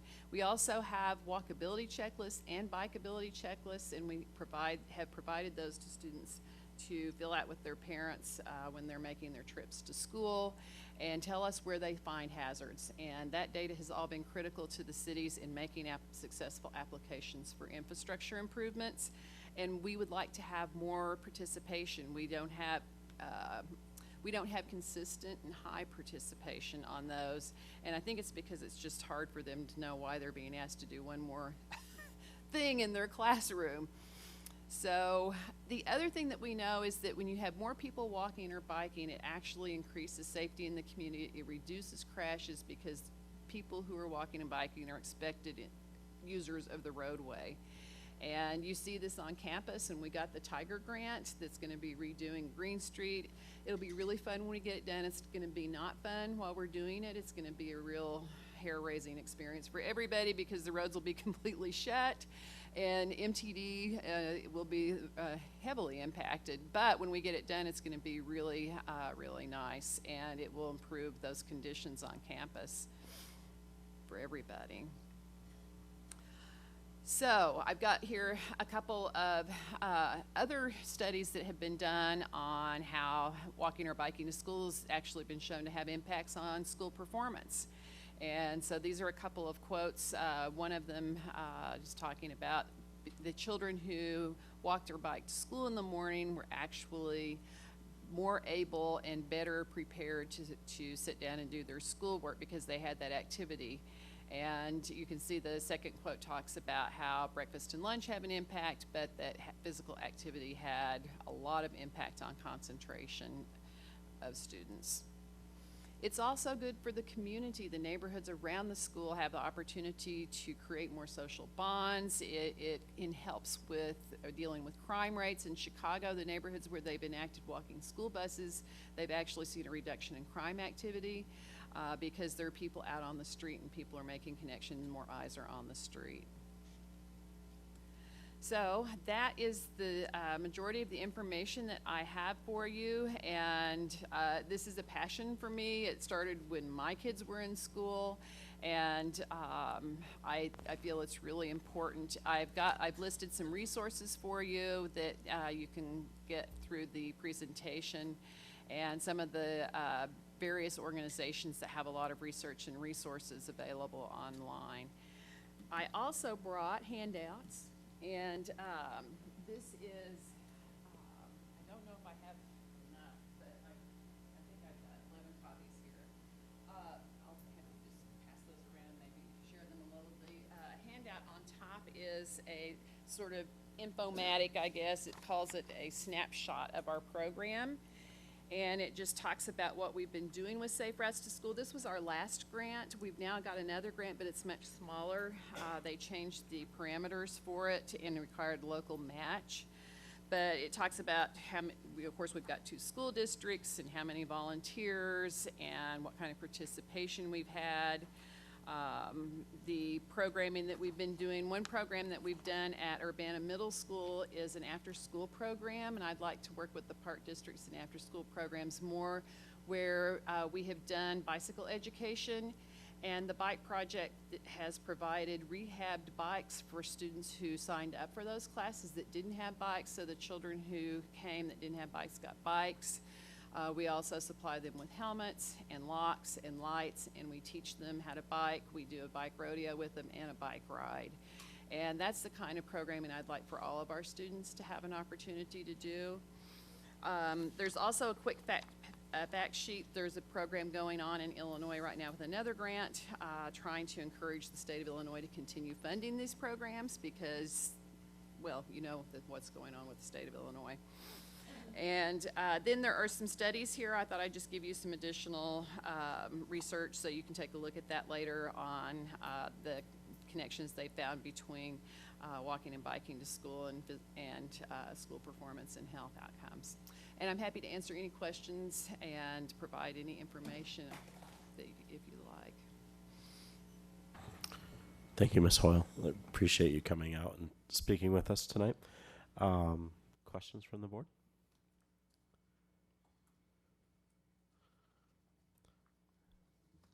Have you considered, and this is just my pushback, if you call it that, this is a perfect opportunity to create inclusion and inclusion language.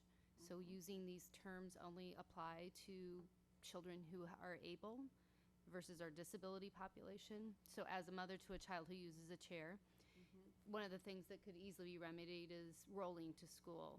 Yes. And creating that environment, or perhaps a child that doesn't use a chair but does mobile issues, teaching them how to ride bike can take a time. But if you partnered with a student that you have taught, now we've created a friendship and we're growing a program even more. So that's probably why in the past, if I've looked at it, it's like, well, until my child is included in this process, then I probably am not going to participate. So just, that's my view of inclusion. These are great opportunities to create a true community, and you wanted it for all students. Absolutely. So we have to start using all student verbiage in this so that perhaps some other father, caregiver might perk up and say, oh, I can wheel right alongside with the kids that are riding their bikes. Just a thought, because it would be it's a Absolutely. great program, because my girls are at least, my twins that can walk to school, I would push her along with them. So it would be kind of fun to create the family environment, inclusion. I think that's one of the reasons why we changed it from walk to school day to walk and roll to school day. I wondered if that was the verbiage intended, or I wasn't sure if that was just to make it fun.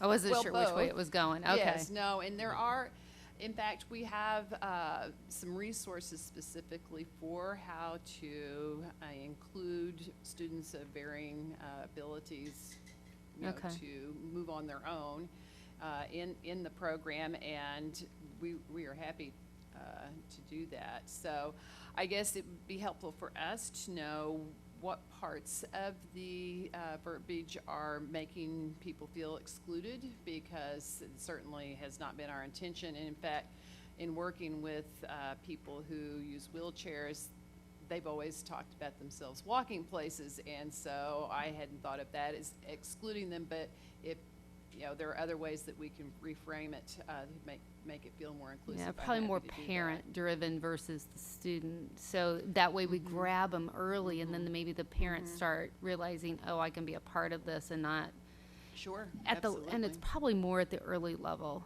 than it is the later level. If we grab them by just making sure they feel included as a Sure. part of the process, and that would just be an easy. This to me is easy to join in on because Absolutely. it's a benefit. Right. Yeah, it's our I love intention that it. everybody should be participating, and that's why when the schools participate, we recommend they have a bus drop-off at a location where everybody can walk or roll to school from And that's there. Barksdale did make sure that that happened, but the first 2 years, I don't think it did. I think it was just too new. Right. And then it just, Yeah. and now that if we could get everybody, and it is scary. I watched this morning, I'm watching people fly down Kirby. They pay no attention at all to the school zone and on the cell phones. I mean, it's appalling to me how many drivers I'm watching just fly through school zones around town. Yes, and that's something, we've had more money in the past to run our billboard and bus board campaign and to make people aware and to stop and think about that they're speeding through a school zone because they're 2 minutes late is really not worth endangering children. Yeah. And I think that has to be a recurring message, and that's something that we struggle with because we don't have a continuing basis of funding to do those ads. So this is a struggle everybody has. How do we maintain programming without the grants? And there's some of the programming that we can maintain now without the grants, like our bike rodeos. We've got a trailer full of equipment. We have people who know how to do it. We have the ability to run walk and roll to school day to some degree without funding, but it's hard to do a lot What of the about other maybe things. like an AMBUCS partnership? Because AMBUCS will provide the trikes and the bikes to the children with disabilities and. Yeah, and that's a program that they do that's really nice, but it requires specially trained people to work one-on-one, Right, and but could yeah. we work side by side? And that might be maybe just another partnership that could kick it into gear. Just a thought. I've got some friends who I've been seeing pictures on Facebook of their son learning to ride his bike that way, and it's a lot of fun. And there are lots of kids who don't know how to ride a bike who could ride a bike if they had the opportunity. Yeah. That it takes an effort, and that's one of the things with our bike rodeos that we try and do is we have bikes without pedals. It'd be nicer if we had bikes that didn't have the crank arm on there as well. But particularly boys in the age group we work with, 5th, 4th, and 5th grade, they will not tell us they don't know how to ride a bike. And so they come to the bike rodeo and they'll just fall all the way through it. So we now have those so that we say, oh, well, this bike might work better for you, so you can use it by gliding instead of pedaling. And that's a way that we can include everybody, even if they don't know how to ride a bike. That's great. Thank you. Thank you, and please give me feedback on where we can change the language. Ms. Richards, Kathy?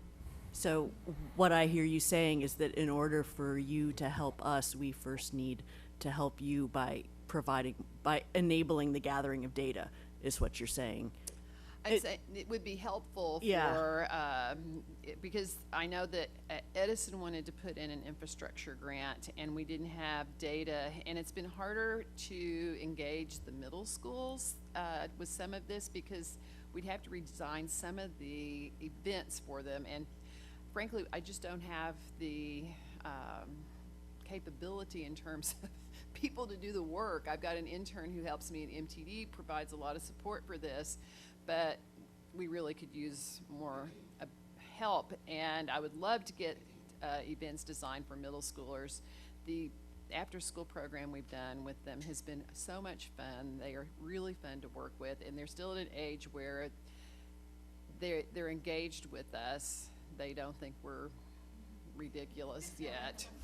And I think too, there's an opportunity with the high school kids to engage them by and maybe you all can give me your impressions, but I've often wondered if we couldn't get the high school students and some of the service clubs to help with some of the events as a way for them to engage in the programming, because you know, walk and roll to school day is not going to appeal probably to our high school students. That sounds like something you do with your mom and dad when you're younger. So, but the middle school kids have engaged in Bike to School Day, and that's an opportunity. And we could certainly do the classroom tallies at the middle school. And you and I have talked about the high school level, and I need to contact the National Centers for Safe Routes to School, because we send them this data and they process it for us for free. And I don't know whether they can do the high school because the federal mandate for this program is K through 8. So I need to find out from them, if we send them data for 9 through 12, can they process that for us? And then you just go online and you've got all the tables and charts and graphs and information. It's all put together, and all you have to do is download it. So, and I've got one of our reports here. I can leave with you. It's also on our website, and that's where all of our charts and stuff come from our data that we collect. And we've got data for some of the Champaign schools. We've got the report. You know, Kuwatz does the report every couple of years, and that's the data that they use too. So the more data we have, the better. And if we can help you to help the teachers understand that this is really important data to have, that would be great. We usually ask them to do it 3 days in a row during a week before or after one of our events in the spring and the fall.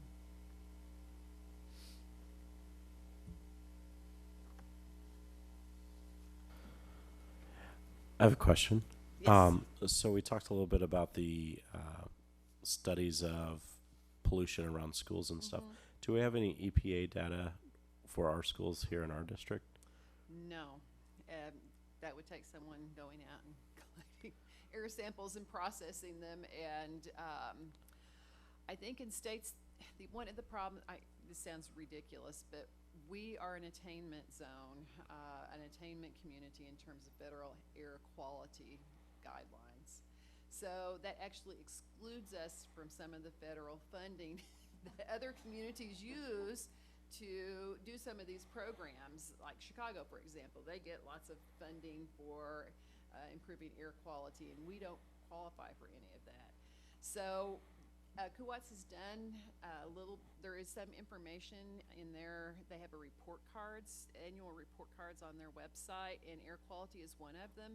And we've been sort of on the edge of tipping over the top of that, and the federal guidelines have been changing a little, but it's hard to get additional data collected if you haven't been identified as having a problem, even though we may have spot problems.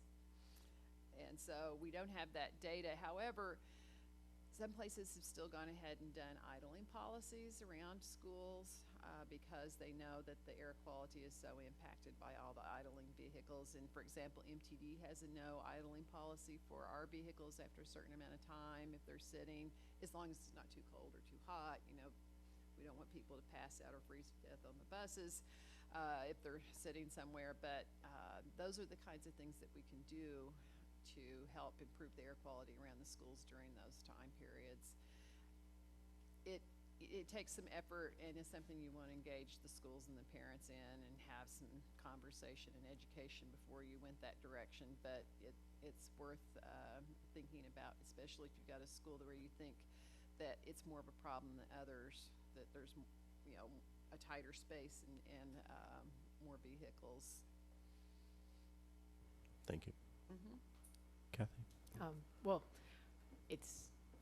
we should have thought of this with our U of I partnerships, because I wonder if we couldn't do, I mean, we talked a lot about our academic partnerships at the U of I, but we didn't really talk about, gee, could we get some students who are, you know, I don't know whether it would be in the planning department or whether it would be somewhere in the sciences, to come and do a project on collecting air samples around our schools. And, you know, that would give them a real world example and see what kind of differences differing policies might make.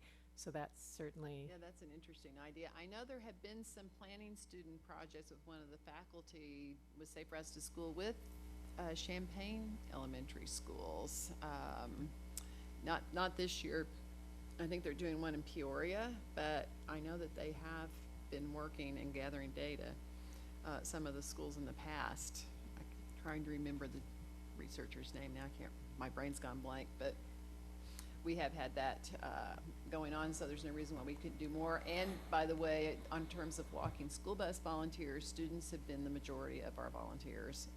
And that may not seem like it's possible, but they are really the best volunteers early in the morning. They have more time than parents trying to get kids to school and go to work. Mm-hmm. And they have been some of our best volunteers. Yes. Go ahead, You know, Laura. So I think it's always really good, and you bring up the point, and Amy, you talked about it too, when you get kids to start thinking about something early, right? Mhm. So you develop healthy habits. Mm-hmm. And so, Cynthia, you also talked about a program to where there are bikes made available for those that would not necessarily have the ability to receive those. I think that's a great thing. Mm-hmm. So if we are looking to be a true partner in the health and wellness of our children, not only by providing the lunches that we're mandated to do with the grains and all of that kind of stuff, we really need to be thinking about exercise outside of the classroom. Yeah. And so I would be interested in expanding that program. I would absolutely love to have a Build a Bike program here. They have these in other communities, and it's sort of like the bike co-op, only the entire Right. program is about working with kids, and that they get to choose a bike that they rebuild that then becomes theirs. And they are fabulous programs. Isn't there a new company on campus? Well, they're renting bikes now, right, for the That's semester? Neutral but Cycle, yes, okay. Neutral Cycle, and they actually have partnered with us on a number of things. They came to our bike rodeo that we did for all of the 4th and 5th grade at Thomas Paine Elementary last Mm-hmm. spring. And one of the students, her brakes weren't working, so you could bring your own bike too. Mm-hmm. She had no brakes on her bike. He took her bike over to the shop, he fixed the brakes, put new handle grips on for her, and brought it back, and didn't charge her anything. So that's the kind of thing that some of our local bike shops and Mm-hmm. bike groups are doing that you don't really hear about. Well, and Urbana has the little setup to where it has all the tools hanging, right? So Well, people Champaign can. has some too. Right. I just remember them in Urbana, sorry. But I would be interested in exploring that as a possibility for our kids to I help would start love them that. start Yeah. thinking about that earlier. And it would be a great thing, I think, for high school and middle school kids in particular. I think That's a mindset, yes. Yeah. The high school, yeah. I mean, they could live a block away, but they want to drive or they want to be dropped off. I mean, And it's very I affordable don't disagree that it's. transportation. Pardon? It's very affordable transportation, and the Yes. students here are not bringing their cars to campus very much anymore. They are really using bikes and walking and taking transit. Because it's cool, and they're kind of like a private setting, right? So if you live in Chicago, public transportation, it's not about socioeconomic class, right? It's about how do we get across town in the quickest, easy way. So there's a different mindset here locally in our town Right. than it is in a bigger city. Oh, So, absolutely. yeah. Yeah, and campus is a very intense urban environment compared with the rest of the community. It's sort of a, we have a little bit of a split personality. Lynn? Well, as someone who's actually a member of the bike co-op, Oh, yes, me too. okay, I would love to see any sort of partnerships we can do with them for a number of reasons. It's obviously the affordability aspect. A big thing is teaching you how to fix your bike. Yes. And even if you don't remember everything they taught you, even like you said, the model of maybe having middle school and high school kids work with littler kids, working together on how do we fix your bike, how do we get it ready to roll. Yeah. Because there are actually a fair number of people in this town who are making their living repairing bikes. Yes, yes, yes. And there are a lot of bikes that are disposed of every year because they're discarded and not rehabbed. And there are lots of kids' bikes that go unrehabbed because the bike project just doesn't have enough volunteers to do that. But if parents and kids were interested, or if we could set up a program, Yeah, I'd love to see I the support bike the bike project, project, and but- some cycle Yeah. shops working together to Yeah, would train be great. people to do this work with the kids. That would be very good. Yeah, I do organize those things, and I teach a lot of bicycling. I'm a league certified instructor with the League of American Bicyclists. I am not, however, the best person to really head that up, because the truth is I don't really even like airing up the tires on my bicycle. I know how to do it, but I really would like someone else to do it. So you need someone who likes doing those things to head that part of it up. I can help kick it off, but you know, it's like fixing my car. I just don't want to do it, so. Well, I would think maybe Barry at the bike project, Barry Israelowitz, and he may know some And other James people. on campus, they have Yeah. a campus bike shop. Yeah. They have been great, and they have really helped with our programming a lot. Those may be two of the best people to start talking to, because even if they can't do it, they may know of other people who have the time and energy. We need funds. I think if there's an interest, we could partner and do some grant applications. And that's one of the things I'd really like to do, is have some funding to buy bikes that we could teach bicycling to all of the kids, and have a trailer to take the bikes, so that we're not just using rehab bikes, that we're trying to put seats up and down on their bikes that are made for this, that are real sturdy, kind of like bike share bikes. And then we could also teach kids and have a traveling program that we could take around the community. So I have a lot of dreams. I just, and big ambitions. I just need funding and bodies. So I'll piggyback on a couple things. So instead of the university students doing our scientific studies with the EPA and the environments, we could definitely tie our high school students into it. There's some machines that do that. I'm confined space certified, and that's one thing I do. It's a really easy machine to use. And so tying the aspect to it, and then just thinking about things and availabilities with this bike conversation, making it cooler, Lori, for high schoolers. There's 2 paint booths at Parkland at the Automotive Center, and if you're fixing your bike and then working in a partnership with that, where pick your color and learn that trade aspect of it, and design your bike, build your recumbents, welding on bikes. I mean, there's tons of things that we could really do some cool things, project-based learning a little bit. So Some schools have bike teams. I know. Yeah, some schools have bike teams, mountain bike teams, Yeah. other kinds of bike teams, and they travel and go to competitions. and at a high school level, that leads into a lot of different. The campus has solar competitions with cars and stuff like that. Yep. It'd be a great stepping stone program for a lot of our students across the board. So exciting stuff. Exciting. Kathy, I'm going to kick it to you one more time, and then I think we'll Oh, wrap I'm it up. sorry. I if was ever- actually just going to say some of the stuff you were saying, that there's Oh. a lot of like There's- voc ed cool stuff that you could do with this, that you could get kids really excited about. Yeah.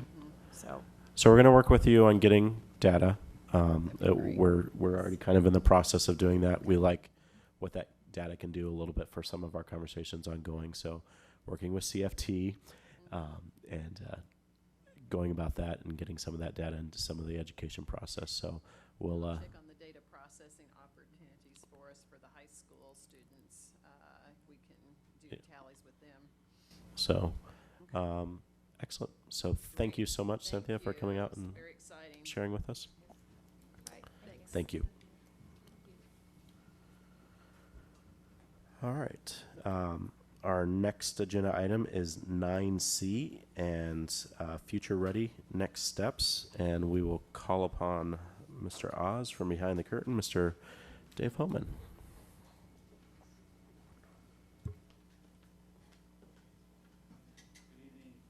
And others. I'm also going to ask half of the audience to come join me.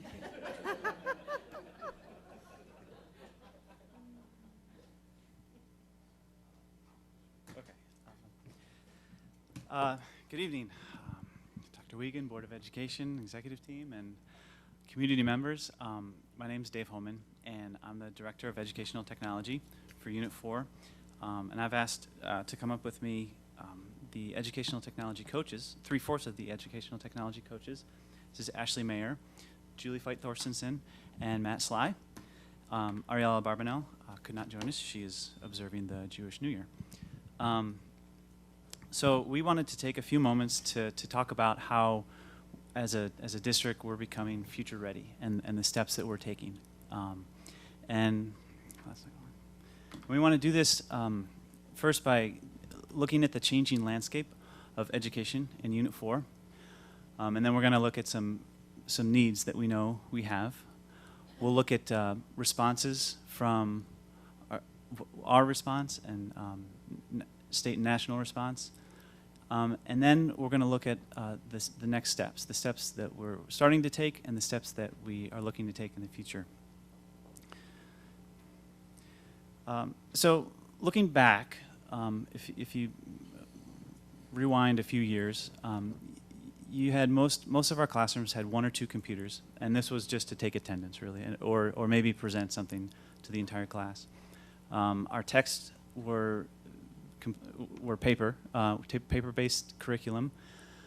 In general, teachers were working in isolation. They didn't have as many opportunities to branch out and work with colleagues. And when we looked at student achievement, we looked at the entire grade level or the entire graduating class. Moving forward, the current reality, we are adding a lot of shared Chromebook carts into all of our schools. We have a one-to-one environment in grades 3 through 5 in 7 of our elementary schools. And with Wonders and CPM and other online textbooks, we're starting to implement this hybrid text and digital curriculum. We've put in structures to have teachers work in professional learning communities. And now we are able to look at data a little more refined and look at demographic groups instead of just entire classes. When we look forward, when we look into the future, we are envisioning an environment where we're in a one-to-one environment for one device per student in grades 2 through 12, and then really close to that in pre-K through first grade. With this, we can now implement digital customizable curriculum. So we have personal learning, personalized learning for our students. And above and beyond the professional learning communities, we now have resources and skills to create personal learning networks. Teachers can aggregate resources and people that are specific to them and specific to what they're doing in their classrooms. And with the additions of more efficient and effective assessment and being able to look at data more clearly and more easily, we can now really start looking at student achievement per individual. So there are some needs for this, and we know that these are things that simply need to happen. We know that everyone needs the skill set and the access to be anytime, anywhere learners. We need to provide that access. We need to provide equitable access to all learners across the district. Everyone needs opportunities for personalized learning, engagement, collaboration, communication, critical thinking, and creation in our professional practice and in our classrooms. And everyone, students, teachers, faculty, staff, will need to be able to effectively use these digital tools in their future learning and living. So with these needs, we've responded. Our current response, we have implemented a district-wide wireless access in every classroom, every learning space, and we continue to add to that. We've increased bandwidth to access these digital resources, and again, we continue to increase that. The opportunities for using these digital resources, we've added thousands of devices. We've added the digital curriculum, and we continue to do that. And we're looking at adding all sorts of digital tools like Google Apps for Education to use as professionals and in the classroom. And I think one of the most integral part of this is the people sitting next to me. As a director of technology, I get pulled in a lot of different directions. For example, changing microphones. These people are they're the ones that really keep us online. They keep us focused on best practices. They work with building leadership. They work with the teaching and learning groups, and they work with groups of teachers that are in the trenches and doing these things, and they're focused on best practices. And they truly do keep us going where we need to go with educational technology. So that's our current response. Just to put things a little bit in perspective, based on a survey Stephen Ball did a year ago with some help from the IASA and the Illinois computing educators, they found that 26, this is in Illinois, 26 have implemented a one-to-one environment, 27% are phasing in or partially implemented, 9% are piloting, and 22% are considering, but 13% are not considering at this time. And that was in 2004.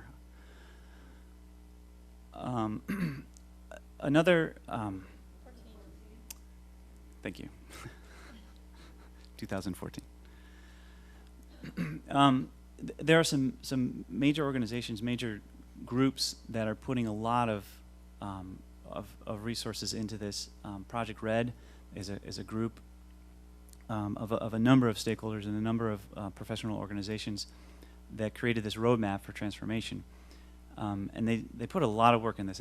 A major study of over almost 1,000 schools, and they used 11 different success measures to really find out what was working and what happened. And I'm going to read these highlights from the roadmap and see if there's a pattern.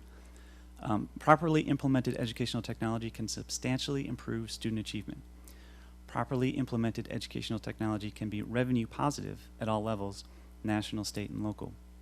Continuous access to a computing device for every student leads to increased academic achievement and financial benefits, especially when technology is properly implemented. Yeah. Yes. Thank you. And it's definitely something that has to be properly implemented. This is not a matter of putting the devices in place, putting pieces in place. This is a matter of having people like this, people who are focused on making sure we are doing this the right way. ISTE is really the standard, the main go-to group for technology in education in our country and really in the world.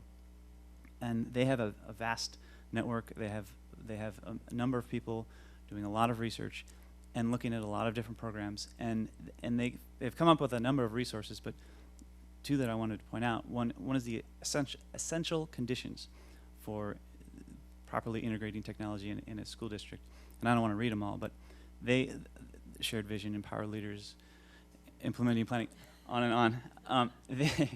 They go into great detail of what that looks like, and they've created a really nice roadmap for us to work with as we move forward. And they're the ones that came up with the standards. If you've ever heard of the ISTE standards, or used to be called the NETS standards. This is the organization that created those for students and teachers and administrators and coaches. And again, just it's the response of these major organizations to these needs for moving forward with educational technology. The national response. So in 2010, the Department of Education created the Tech Plan, and they set very lofty goals for learning, assessment, teaching, infrastructure, and productivity, all powered by technology. That was their thing. They have goals for each of those, and it's very well set out. And then in 2013, the ConnectEd initiative was brought along. President Obama decided, or said, okay, we got to get everybody connected. Every school district in the country needs to have a high-speed broadband connection to the internet. And he put a lot of money behind that. He changed the E-rate funding structure to make sure that we could take advantage of that to get pieces in place to get everybody connected. And we do, as a district, we take advantage of this funding, and we continue to take advantage of it to increase our connectivity. In response to the ConnectEd initiative, now that we've got this great connection, in 2014, a group composed of the U.S. Department of Ed, the Alliance for Excellent Education, the International Leadership in Education, and other organizations, they created this Future Ready initiative. And this group created tools and events for district to reflect on what needed to be done and help plan for next steps. Last May, we were fortunate enough to take a road trip.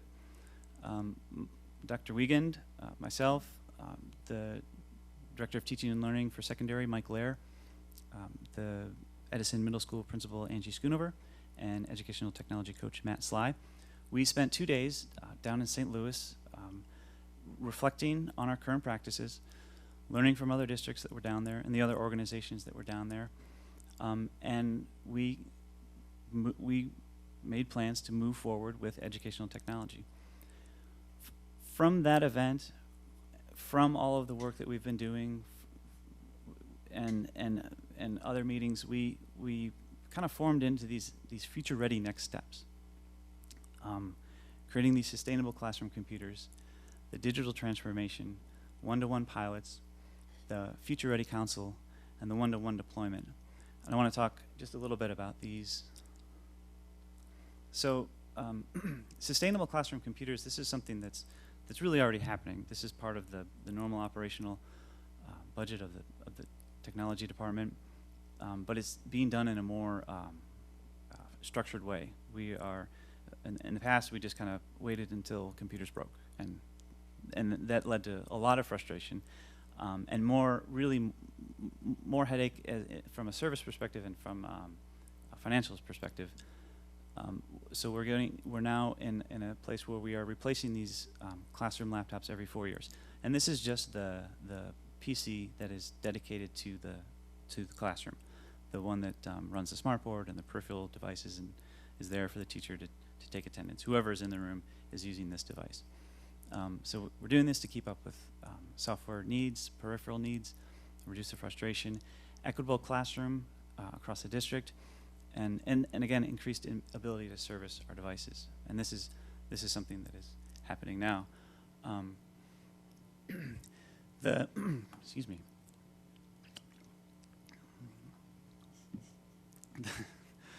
The digital transformation.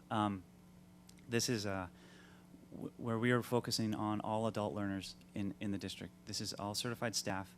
We are getting a portable device in the hands of all certified staff. And this is very purposeful. We want all adult learners to be using digital tools in their professional practice for effective communication and collaboration. We want this learning that goes on with this process to be shoulder to shoulder with their colleagues, with their peers, with their groups, with their administrators, all learning the ins and outs of using these digital tools and digital resources together as we go through. And we're really gaining the experience and skills using the devices and tools that students are currently using and will be using in the future. And this we are looking to start implementing in next October. Yes. Oops. Another big step that we think is important is putting in one-to-one secondary pilots. This looks like 50 teachers spread across the secondary level with a dedicated one-to-one environment for each classroom, for each teacher. And we really need to do this to build capacity at these buildings. We'll create a cohort of 50 teachers that will have this experience and learn about one-to-one environments at the secondary level.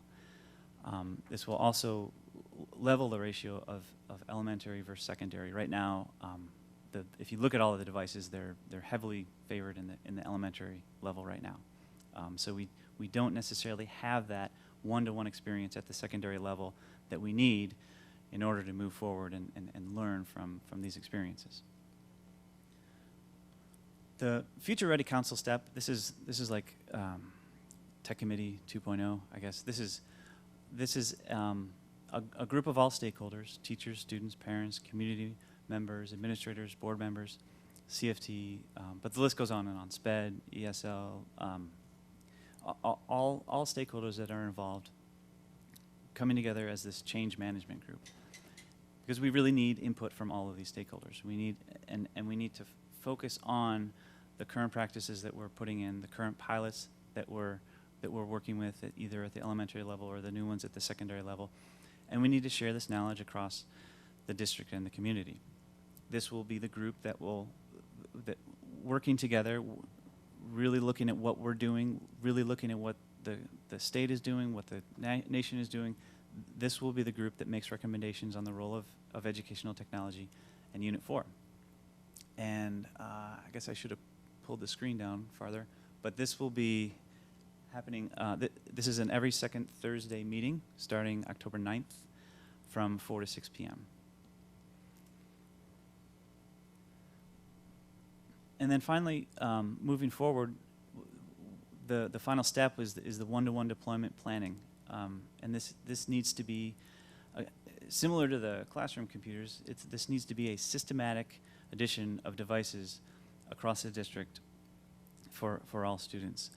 And really, this is so we can leverage these digital tools for personalized student learning.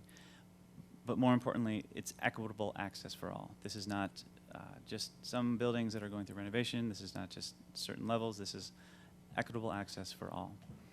And the when, I left open, this is the when and the how. A lot of these pieces still need to be put together by the Future Ready Council, the group of people that will work to make sure that we are doing this correctly, that we are putting these pieces in place with the right things and the right people. So, just to recap, with the changing landscape of education in Unit 4, and really in the nation, we know that there are these needs, that everyone needs these skill set, these tools to use these digital resources. We are responding to the needs, the nation's responding to the needs, and we are very excited about these next steps. We're very excited about working with the board, with the community, with all stakeholders, in making sure we take these next steps in the right direction.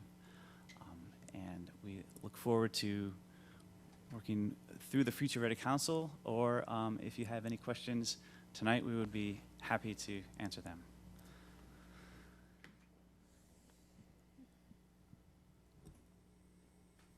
Lori, start us off. So this is awesome, and you guys rock. Can I get a copy of the presentation? Yes. Emailed? Okay. Yes. So I'm thinking about the professional development, so teaching in a new way. And so these teachers that are coming to us, Ken and Dr. Taylor, are they prepared to teach this way? Are we having to teach them? I mean, how is this changing how we recruit teachers? And are the universities teaching them any kind, I mean, I would say to some degree, based on my understanding, right, and Laura chime in, based on my understanding, to some degree the answer is yes, and to some degree the answer is no. I mean, I think there's a more general digital awareness and willingness, perhaps, But a lot of the things that we're using are, specific, and you may not have exposure to them until you're in, depending on where you had your student teaching or wherever it is, right? So I think there's work that we'll need to do on our part here, but I think the willingness and the culture of acceptance of technology is probably greater among many of our professionals than it has been in the years, because it's just more ubiquitous in society.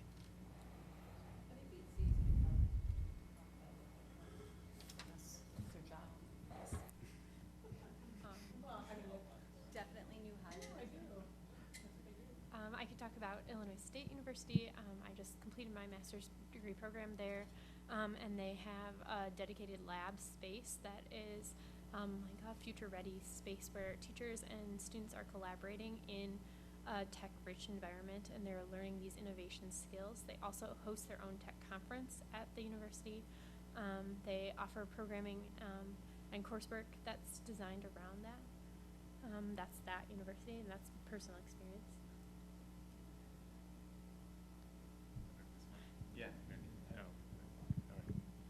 So, I guess from what I see is that there are lots of new teachers coming in with the experience of using it themselves to learn, but probably by the sheer fact that we saw when across the state the adoption of one-to-one, I don't think you can count on going into a one-to-one classroom, and so therefore teacher prep programs aren't designed for that experience. And so I think that both in helping get to know for our new staff, getting to know the environment, the students that they're going to work with, in combination with the changing, shifting tools that are available to them, I think that's going to present a unique challenge. I think in every school district, I think that's going to be kind of required to partner with, helping bring them into that kind of experience. And it's kind of neat how we are able to provide that professional development in-house and ongoing. So it is not something they just learned in their teacher prep program. It is something we are elbow partnering with them side by side and growing leaders within the building. So they have somebody that is experiencing them along with them. So I'll add, David mentioned that there was a team of us that went down to St. Louis for the Futurity Conference last year, and one of the main takeaways was about the fact that not just us, but across the country, we equip these rooms to be 21st century classrooms, but yet we're still using 20th century pedagogy. And so for me as superintendent, it's going to be critical that we continue to take a look at the professional development, because there still needs to be that piece regarding, does it improve student achievement? What does that mean to have one-on-one devices? Does it mean that we will have improved student achievement, and is that the factor? So again, I'm glad to see that you're going to have the Futurity Council put together, because those are some important questions that need to be answered. Yep.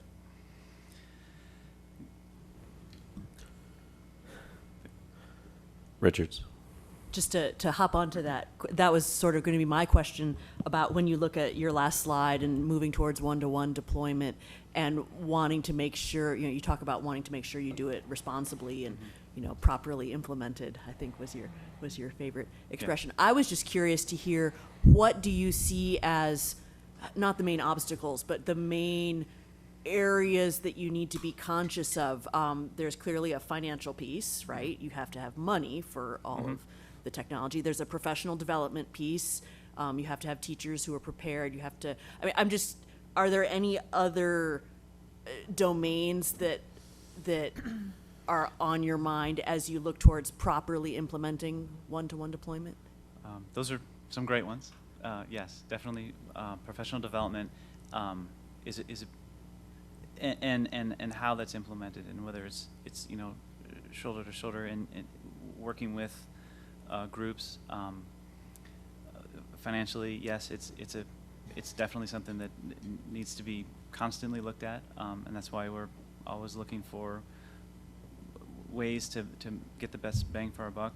I think if you wanted to add another, well, you could add a number of gears. You could add the infrastructure gear, the technology behind things that need to make sure we are keeping ahead of.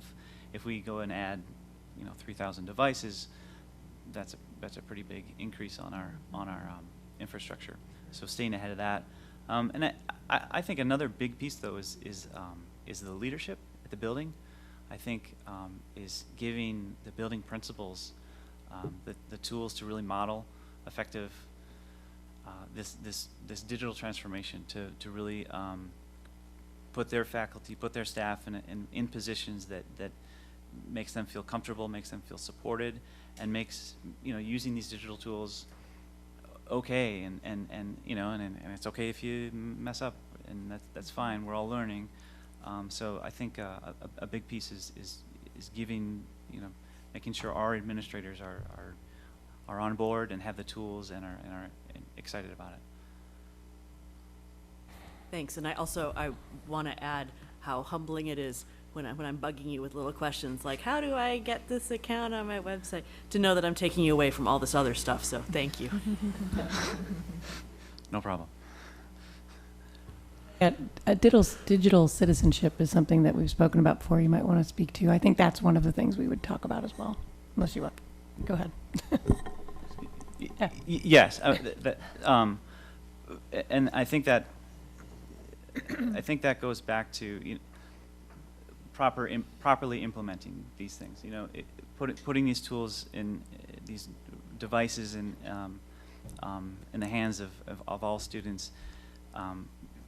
You know, we can't follow that model where we just plop it down anymore and hope for the best, because we've seen this a number of times this year and last year where kids get into some situations where they shouldn't be, where, you know, where they're not conscious of their digital footprint and really what they're doing, and how they're acting and behaving, and this, yeah, being good digital citizens, and it's a lot more than just, you know, not posting stupid stuff on Facebook. It's you know, being conscious, being aware of best practices and best uses, and you know, not knowing that it's not good to be on your cell phone all night because that's keeping you up and that's going to affect your sleeping. You know, all of those things are important, and I think we are in a really good place to help our students, you know, learn those skills and recognize what is important when it comes to digital citizenship.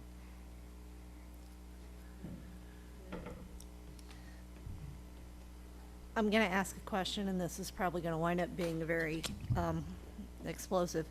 You said that 7 of our schools are currently 1-to-1 in grades 2 to 5. Is that correct? Yes, if you go back to Carrie Busey when they got the netbooks and Stratton, and yes, Okay. and it's yes. Okay. So I don't want names, but roughly how many of our grade schools are currently not 1-to-1? K-5 schools, how many of them are currently not 1-to-1? So 5 are not. 5 are not, Yeah. okay. So when we talk about starting to implement 1-to-1 at the middle school level, are we looking at picking a middle school that has 3 schools that are already 1-to-1? Or are we picking a middle school and figuring we're gonna have to backfill the elementary to make all the kids in that school equal by the time they get to middle school? That's a good question, Okay. and I think so I feel like I might have an answer, but I feel like a number of people might have a good answer as well, and I think that's where the Future Ready Council comes together and really thinks through that you know, Okay. how that deployment looks. Okay, the reason I'm asking that question is because if we get in a situation where one middle school and all of its feeder elementary schools are 1-to-1 and other schools are not, we're gonna get back into concerns about equity and equality throughout the district. Yeah. We don't need to refight those battles. So, Yeah. and the problem is it's very expensive, but not as expensive as it used to be because Chromebooks are roughly what, $250 a piece now? A little less, yep. Okay, I was remembering $239, but I wasn't sure if that was correct. Yeah. Yeah. But, you know, we're not doing this on the proposed $50 tablet that Amazon is talking about coming out with at Christmas time. Correct. And that, you know, that could be a game changer. The problem is we don't know if it's something that could actually work for us, especially at the upper grades. Yep. But again, something like that comes along, new technology comes along, and that's why we have to have this working group Oh, yeah. that continues to look at at new things that are coming out and whether or not it will truly work for Unit 4. Mhm. Or it may work at one grade level but not another, and that Mhm. might be an option too. Mm-hmm. So. Yep. Yep. Lori. Thank you. So I think it's great that you have defined your stakeholders. Can you go back to that slide? Because I just wanted to look at that again, because I think that's important to make sure you have everybody at the table, right? Mhm. And then as you probably build this, you might see that there might be more. How were you, and what? Yeah, I was just looking at my team here. Yeah, we do have. You the have list more that the you've list already that we thought of. made, we do have a lot more than. Right. Well, no, that's Yeah, great, yeah. because you want to make sure that all voices are heard, right? Mhm. So I don't know if you've mentioned this, Dave, but the timeline, I know we'd like to have it tomorrow, but this is serious conversation on so many levels. I mean, facilities, getting them in the schools, the training, the development, all of that. What is a dream to have all of this? I mean, if you were thinking of possibilities, and money wasn't an issue, I mean, what is a time frame? Money is an issue, I'm not saying that, but I'm just, I have one idea, and then I'll let you guys. You probably have better ideas. My thinking, with our current infrastructure and with the current capacity of the professionals that can kind of lead this change. You're looking at a group here that can be a part of that, but we don't have a huge group of people that can really lead that change. So if we went 1-to-1 next year, it would be a big waste of money. If we just don't have the support, the professional development behind it. so would that be like a university collaborative partnership, or is it, I mean, what kind of partnership are you talking about? I think having people here, having professionals, in our schools that are going through the 1-to-1 pilots that we mentioned earlier, that are doing this, really taking a critical eye on the process and becoming these leaders at the building and being able to, have input into the Future Ready Council, so we can create this professional development opportunities in the future for that we can keep up with. So I think a nice process would be to pick a grade level, a low elementary grade level, and then a low middle grade level, and then a low high grade level, and then grow from there. Right. Kind of like what we did with IPA, and then it blew up, right? I mean, yeah, very similar to blew up in a IPA. good way, right? Right. Sorry, But- in a good way. So yeah, having having a systematic approach to where it makes sense to where the devices are going in and where they will be going next year, and the support that we can have, for the first year that this rolls out, and then the support that we can have for the following years. I think as we're putting all these pieces in place, I'm hoping that it becomes clearer, through this work that we're doing this year, of how that really looks. And do you guys have other? So yeah, I mean, but staying ahead of it, I think, is the key thing. Staying ahead with infrastructure and staying ahead with capacity, professional capacity.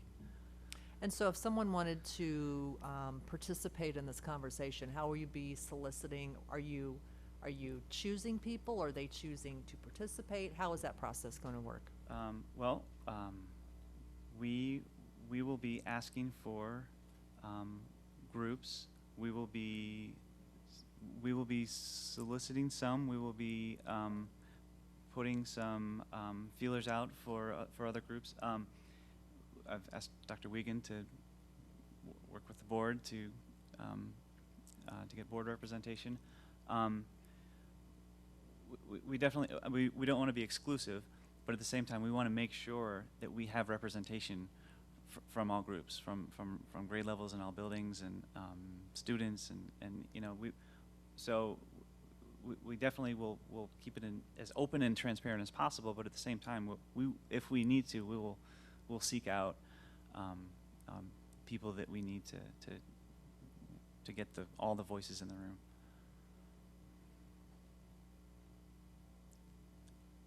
Shannon?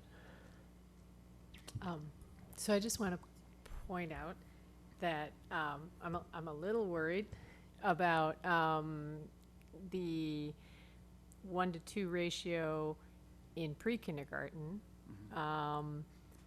because I'm not altogether sure how much screen time we want our pre-kindergartners to have. And that sort of opens up a broader concern of, I don't want us to be using tech just to be using tech. There are times and places where it is a godsend and it is really making a huge difference.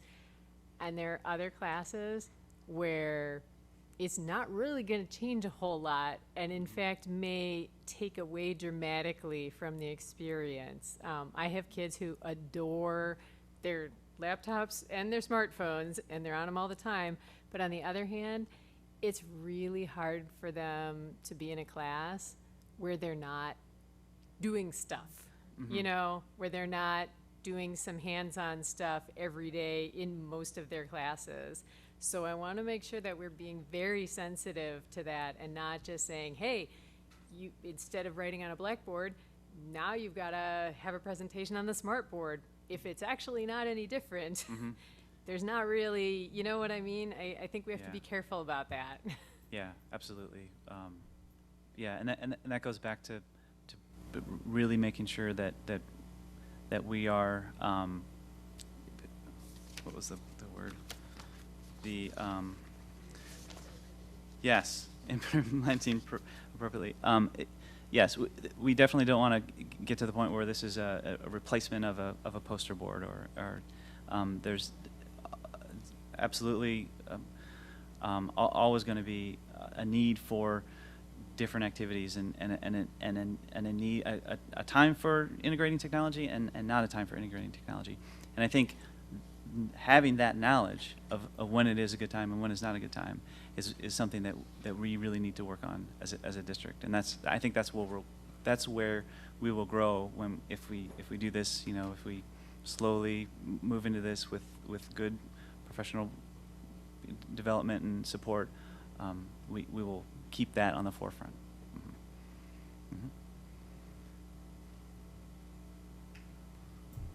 Summer.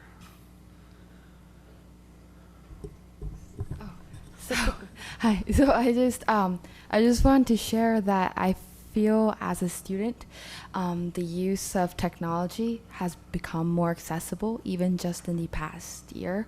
Like last year, of all the courses that I took, only one class made use of Google Classrooms, and we really benefited us a lot. It was a Spanish language course, and which is really intense, but we were able to like watch videos every day, comment on other people's work in Spanish, write essays on there where the instructor would edit it for us. And ultimately, you know, I don't know if it was just how we made use of technology every day and made constantly like learned and immersed in Spanish through it, but we all ended up doing incredibly well on our AP tests, and it was great. And this year, I'm glad to see at least of the 6 classes that I take without PE, 4 of my classes are using Google Classrooms because they've heard that Google Classrooms is a really successful application.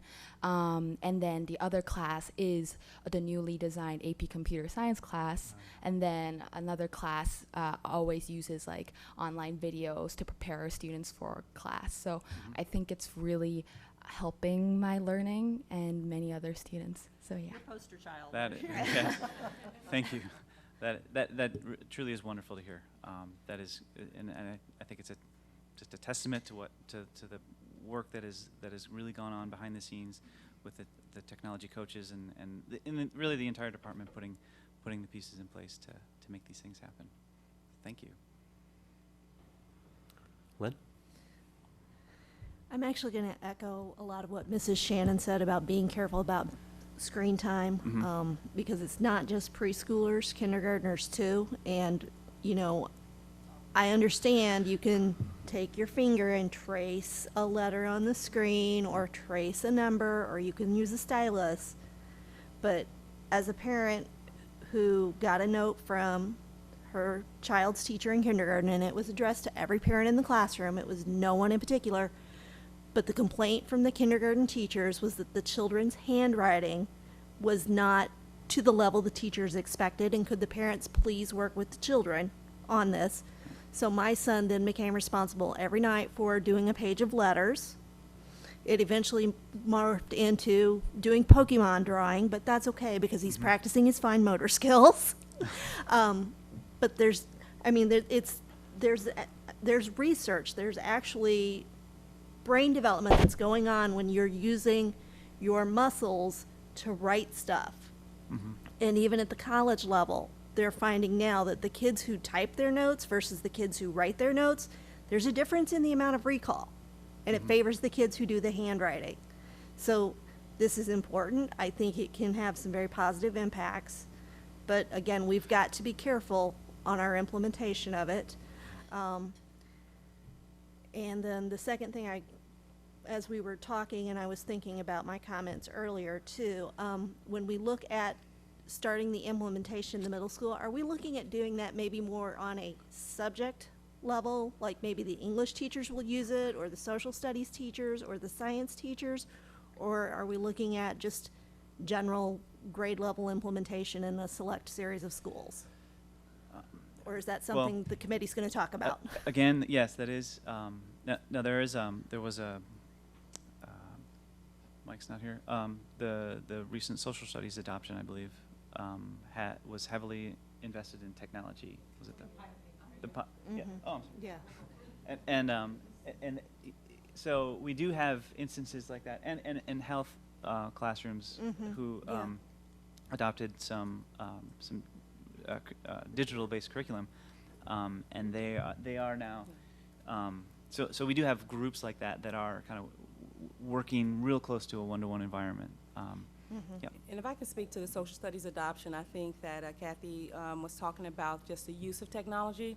So for example, with the social studies adoption, some of our students can go in, all of our students can go in the piloted classrooms and look at level text. So as we work with them on reading and fluency and things like that, if they can't access the text, the level texts are right there.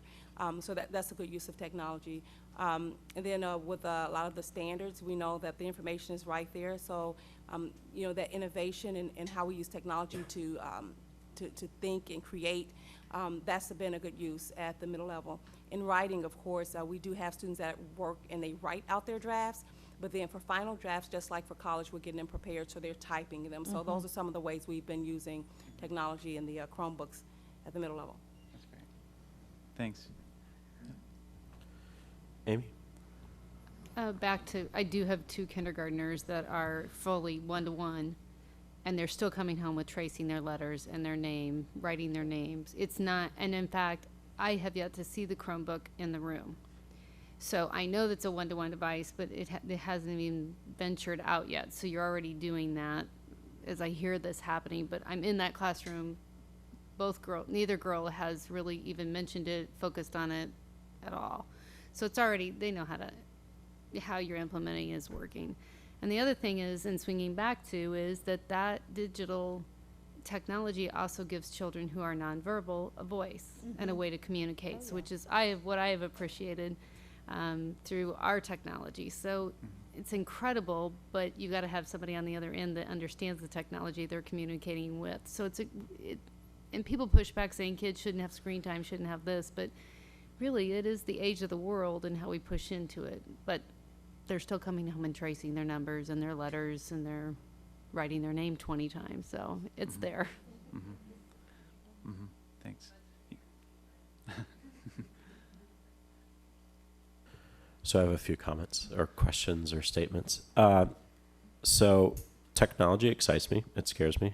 I'll be honest. I'm a plumber by trade. I work with my hands. So, so one of my challenges to you guys as we talk about technology is really, and we've brought his name up a little bit, but working with Mark and thinking about some of those technology opportunities for our students, especially at the high school level and even the middle school levels. I think of drones and the crop sciences aspects of it, and the diagnostic tools and stuff that we could go hand in hand with that. So being really broad in what our technology looks like and what we're able to provide our students. But also in the same thread where technology isn't super comfortable with me, and I'm sure we have some wonderful educators that, and this is more of a broad statement to everybody in the room, that just kind of ensuring and wrapping around those educators and reminding them and partnering with them that the way they are doing things is still very important, and to really not,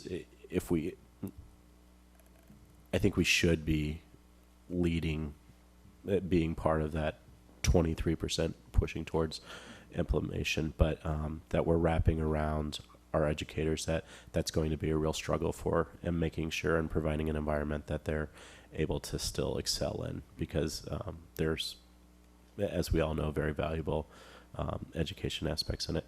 Could you speak a little bit to, and Kathy kind of brought this up, but like, are we moving towards everything being like, is that the long-term goal, or is it just aspects and how teachers are comfortable in it? But and then kind of, I know that I asked you questions, but the one thing is, I like the stakeholders. We need to definitely have everybody involved, and I'm happy to see the the teachers are going to be implementing that, and so really having them involved in it big time is going to be important. So, sorry. So to answer your fourth question first, I think the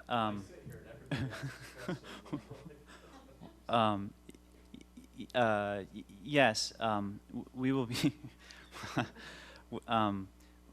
We're not necessarily looking to get rid of all textbooks and get rid of the walls necessarily, but we're looking at making sure that we are using these tools effectively when appropriate. That's really always going to be the case. And looking through the work that the Project Red has done, and ISTE, they know and they recognize that there are appropriate times for using educational technology, and then there are not. I think yes, in that we all have access, and yes, in that every student is having these skills and or having these opportunities to increase their skills, and having these opportunities to really learn how to really learn and communicate and collaborate using these digital tools. Everyone has that experience for sure, but not all the time. They always have the opportunity at any time, but it's not a constant thing. And then going back to kind of talking about Mark and his work, I think absolutely this presents a lot of opportunities to really grow student groups that can work with technology in a lot of different ways, including like a student help desk. That's something that a lot of school districts that have gone this route have said is really essential to have that kind of that level one support for all of this technology that's in all of our districts, because we have we have a few technicians that are covering all of our buildings, and they can't be everywhere at once. So that I think there'll be a lot of opportunities like that to really give students more opportunities. Shoot, I only remembered 2 questions.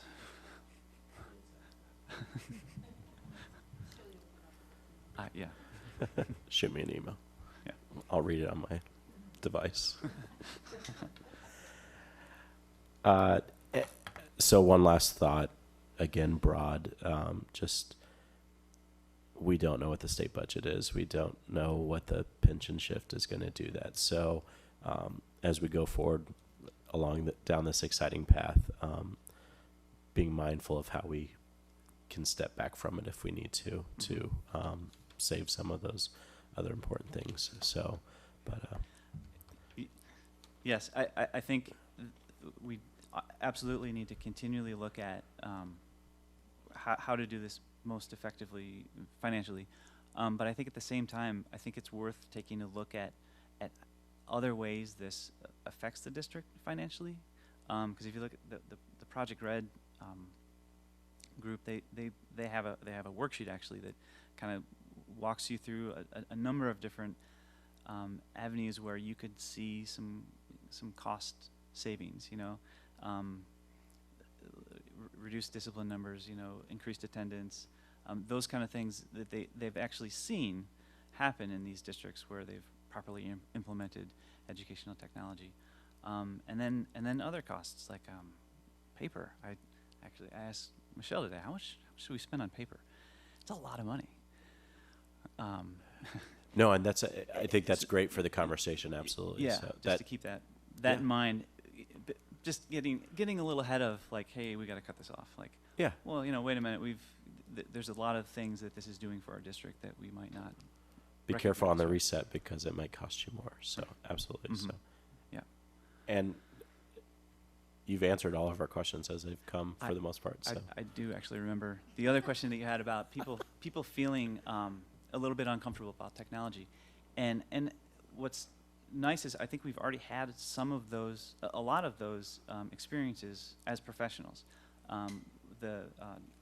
Dr. Wiegand has kind of led the charge in working with the administration professional development. We're working through an online collaborative document. We're using Google Docs to share the agenda and to collaborate on some different documents, and as schools and as a whole district, use different tools to gain feedback from a whole group.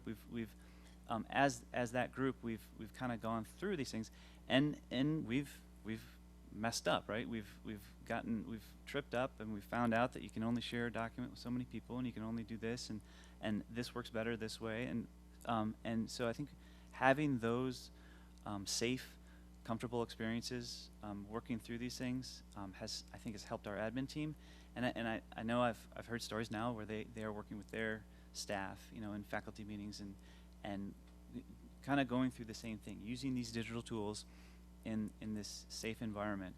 And I think if we continue to do that, we're gonna help a lot of those people that would generally feel terrified about rolling a cart of Chromebooks into their classroom and saying, okay, let's go for it. So I do feel like we are putting pieces in place to support those people that might not have that comfort level. excellent. Thank you. Any further questions? Mac? I just wanted to say that the effectiveness of the technology really depends on how used the teachers are to using it and how well they can use it. Like, for example, I had a stats teacher who just recently, I guess just today, we were using a program to, you know, display statistics in a way, and it was really helpful and more useful than, you know, like on a whiteboard or something. But also there's classes that technology might not be as necessary, like a history class, which is so reliant on the teacher's knowledge and the textbook. So it just really depends on how used the teacher is to using the technology and what kind of uses they'll be using it for. Yeah. Thanks, Mac. Mm-hmm. Thank you, Dave. Thank you, team. It was great for you guys to come out, so I appreciate that. So, thanks. Stick around. Where's Greg with my burrito? Thank you, guys.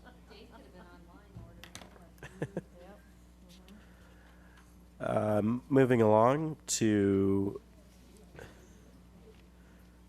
agenda item 9D, administrator and teacher salaries reporting. I'll turn the floor over to Mr. Ken Kleber. So the Illinois School Code requires all school districts to report administrator and teacher salaries and benefits to ISB by October 1st of each year, and to present the information at a school board meeting before posting it on our website. We use a system called the EIS, Employment Information System, which is an ISB system. There is a report that is in your packet and on board docs that was generated using EIS. We will post that on the website sometime after the meeting. I also want to point out that there's another report that we're required to post pursuant to the Open Meetings Act, and we will do that if the board approves the budget later this month. Thank you, Ken. Questions? Seeing as there are none, we will move along to agenda item 9E, fiscal year 2016 revenue projections and considerations. Mr. Tom Lockman.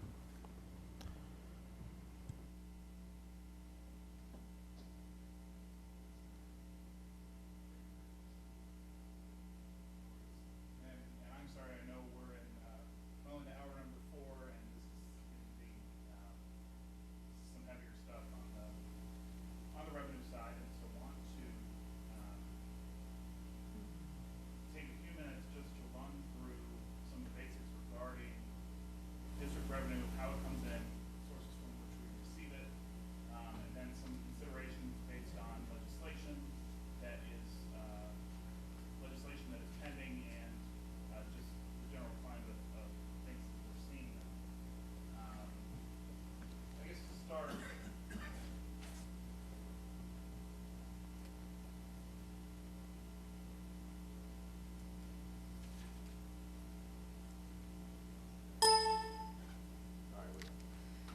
That was awesome. So, the district certainly has several sources of revenue that contribute to the overall pot, both local, state, and federal. Because of the strength of the district's property tax base, the bulk of that is for our district, and this is not necessarily, sorry about that, not necessarily the case in all districts, but for our district, our property tax extension is the majority of our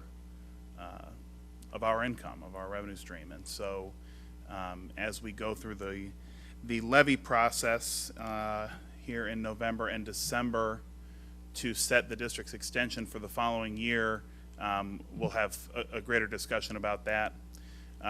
We receive significant dollars through the 1% school facility occupation tax. We have, as this board is well aware, have done several projects, many projects, with funds that have been received through that revenue stream. Corporate personal property replacement tax, that is it's a vestige of a time past in the 70s when the state changed the taxing structure, for lack of a better term, and so those are funds that we receive based on what used to be a corporate personal property tax. And then a couple others that I put on there just in terms of order of magnitude: food service payments that we receive, as well as registration fees. The numbers that you are seeing there are actual, are unaudited, but actual FY 2015 numbers. State sources, our three primary state sources are general state aid through the general state aid formula, which we'll talk about in a little greater detail, and then categorical payments, both for special education as well as for transportation.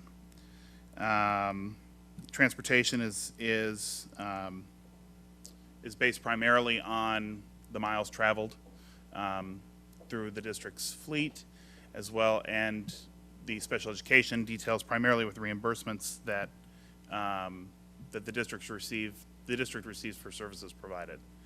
And then our federal sources are made up of our title grants, Title I, Title II, Title III primarily, and then money that the district receives for food service programs, as well as reimbursements that the district receives for on the Build America bonds that were issued as part of the that were issued along with the 2010 series bonds relative to the sales tax. What you have here is a chart that details the relative breakdown of local versus state versus federal dollars and the percentage that the district receives. As you can see, that's remained mostly steady over the last several years. FY15 numbers aren't yet available, final numbers for this purpose. And FY14 numbers, there was some change in how we were accounting for things, so that wasn't necessarily an apples-to-apples comparison. But as you can see, it's primarily local with state and a little bit less in federal funding. The next slide is a comparison of that same information with other districts within Champaign County. And as you can see, we receive the, on a percentage basis, the largest contributor for, within the county for local dollars and the smallest for state dollars. Again, that's largely a function of the general state aid formula being premised heavily on your available local resources, which is primarily the strength of your property tax base. But that provides, an example of other districts: Urbana, Mahomet, Seymour, the Rantoul districts, and Tolono Unit 7, and how that breakdown occurs with some other districts within Champaign County. And then the next chart is the same information for other, what I would call comparison downstate districts that are communities similar in size to ours. You can see the Bloomington and Normal school districts are very similar to our district in terms of percentages of funding. That changes a little bit with some of the other communities that are listed there: Springfield, Decatur, Peoria, and Danville receiving more, relatively more state primarily, as well as some federal funding. So property taxes being the largest source of district revenue, this is accomplished, as I mentioned earlier, through the annual tax levy, which is the request that is made to the county clerk to receive, for the district to receive property tax revenue. And the extension is the amount of money that's approved for distribution by the county clerk that the district actually then receives. So it takes into account, the extension is based on several components, that being the levy request, what the district does actually request, and that information will all come to the board in November. The equalized assessed value of all the property within the district, the tax rate, which I can explain is a function of your previous year's extension, the consumer price index, the EAV of your district, as well as new construction. And then the legal limitation, that is tax caps or PTEL, that deals primarily with, well, deals entirely with the district's ability to access local property taxes, but also, as we'll see in a future slide here, has impacts as it may relate to other legislation that is pending currently in the General Assembly. So a little more information about tax caps. PTEL, the law that deals with what is more commonly known as tax caps, limits the amount of revenue that certain public taxing bodies can receive in Champaign County for taxing districts located entirely within Champaign County. That was approved by referendum, that are not home rule. That was approved by referendum in 1996. I mentioned earlier the factors: the previous year's extension, the consumer price index as is set by the Bureau of Labor Statistics, which is 0.8 for the coming levy. The equalized assessed value for all the properties in the district, which currently is just short of $2 billion. And then the amount of new construction within the district, which, based on correspondence we recently received from the county clerk, appears to be for our district somewhere between $40 and $50 million. Generally, there is an inverse relationship between the changes in EAV and the tax rate. So, for example, the first 15 years or so that after PTEL was enacted, there was steady growth in EAV, and as a result, the tax rate went down for the first 15 or so years. Doesn't necessarily mean the amount you paid went down. as your value went up, but the rate itself went down. For 3 or 4 years ago, as that changed and property values were declining, I guess it's been more than 4 years, as EAV started to decline in certain areas within the district as well as around the state, but certainly within our district, the tax rate went up. Again, didn't necessarily mean that the amount you paid went up, it just meant that the rate went up. So tax caps does take some explanation, as there may be questions, can certainly talk through some of those further, but that's the basics as it relates to tax caps. Senate Bill 318, this is the what you have probably come to know as the property tax freeze bill. It was introduced back at the beginning of the General Assembly session and has changed somewhat in that not only would it be a local property tax freeze for 2016 and 2017, it also has attached to it now the pickup for Chicago teacher pensions, which currently the state, there's a separate system for, there's a separate Chicago teacher pensions fund then that is not a part of TRS, as well as the General State Aid Committee, which would get at some of the issues relative to the reallocation, potential reallocation of state resources under the General State Aid formula. So in terms of the impact on Unit 4, there is some difficulty in making assumptions. However, over the last 5 years, the annual average extension increase has been about $2.6 million. If taxes were frozen, we would not be able to go beyond last year's extension, which would, if the averages played out, continue to be approximately a $2.6 million loss for 2016, an additional $2.6 million loss for 2017, and then because your next year's extension is based on your previous year's extension, there's not a way to recoup that money, so that's a loss in perpetuity. The current status is that the Senate has passed this, and it's sitting in the House.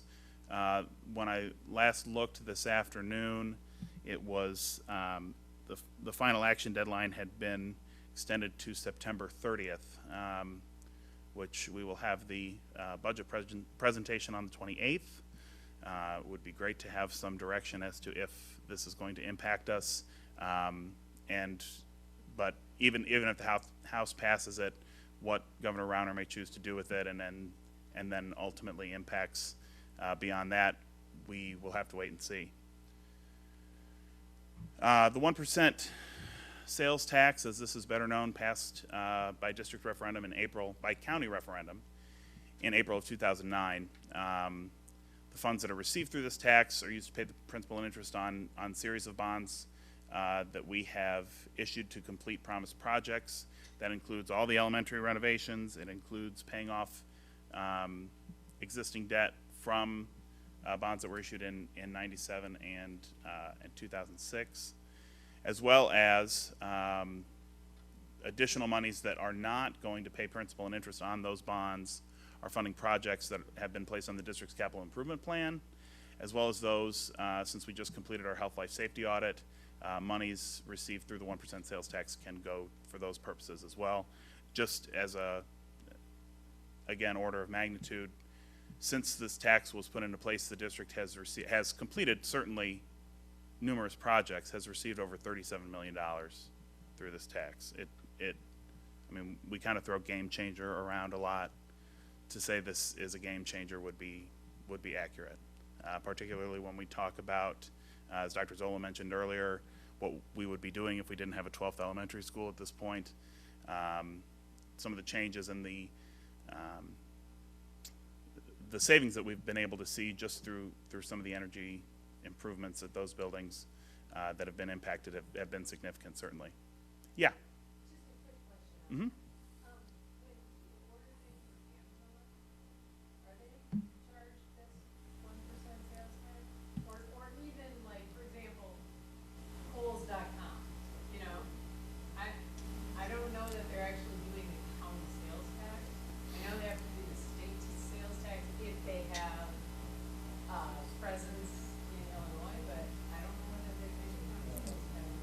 I think the answer to that is no.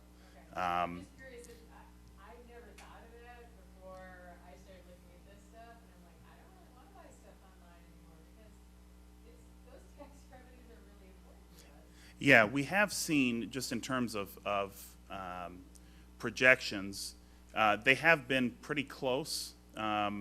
When we were planning the projects, the district was planning the projects relative to what the bonds would be issued to be able to work on.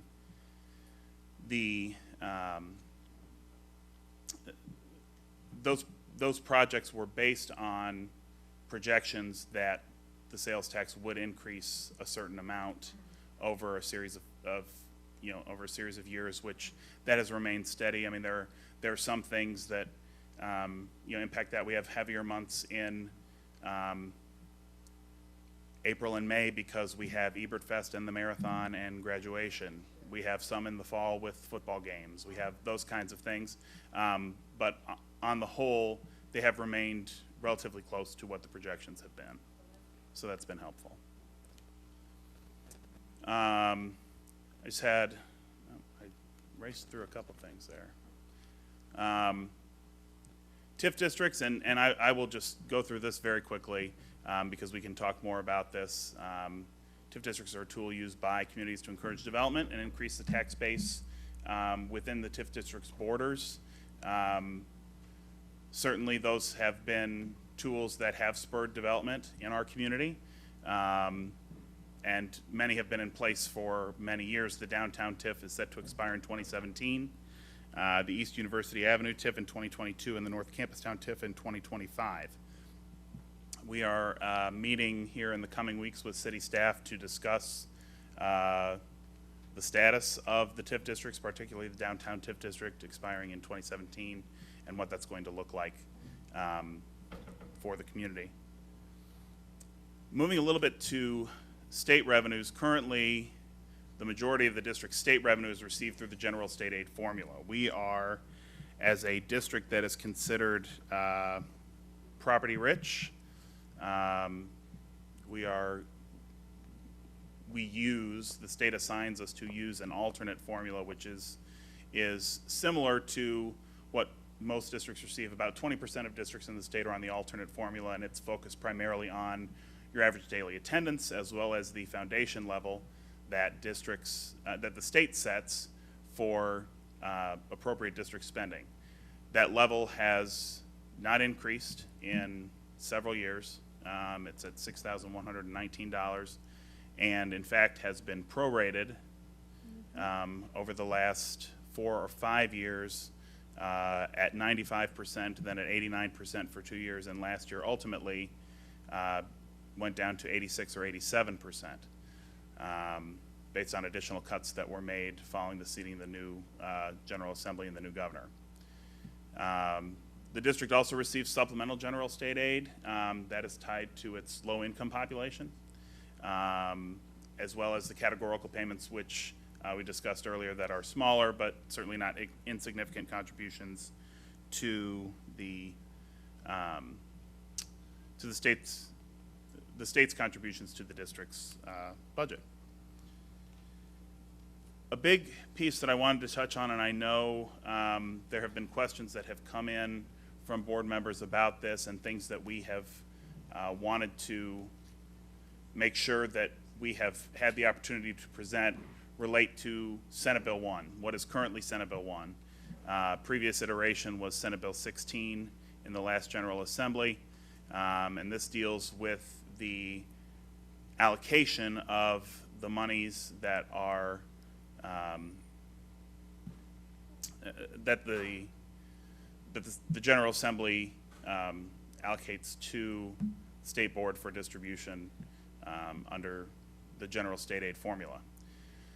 What Senate Bill 1 would do essentially is provide for a new formula that would be called the primary state aid formula that would kind of put together what previously had been many of the dollars received under the general state aid formula as well as under the categorical payments. And so the positive way to look at this from our perspective is that based on projections that is be released in the spring, the district would not lose any state aid dollars so long as the grants that were outlined in the legislation were fully funded. Those two grants for our district are the PTEL grant, which that's the amount that was projected based on the 2014 baseline year that deals with our inability to access all of our local resources because of tax caps. And then an adequacy grant, which is new money that would be intended basically to bring us back to that baseline level so that we wouldn't lose any money.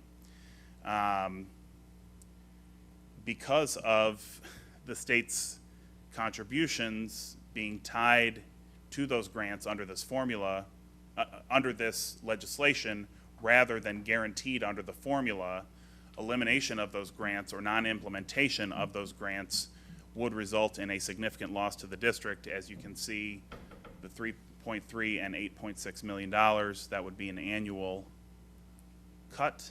And so, again, to reinforce the bottom bullet point, if the grants are fully funded and continue to be fully funded, there really is not as much of a concern absent, the state making the grants no longer possibilities.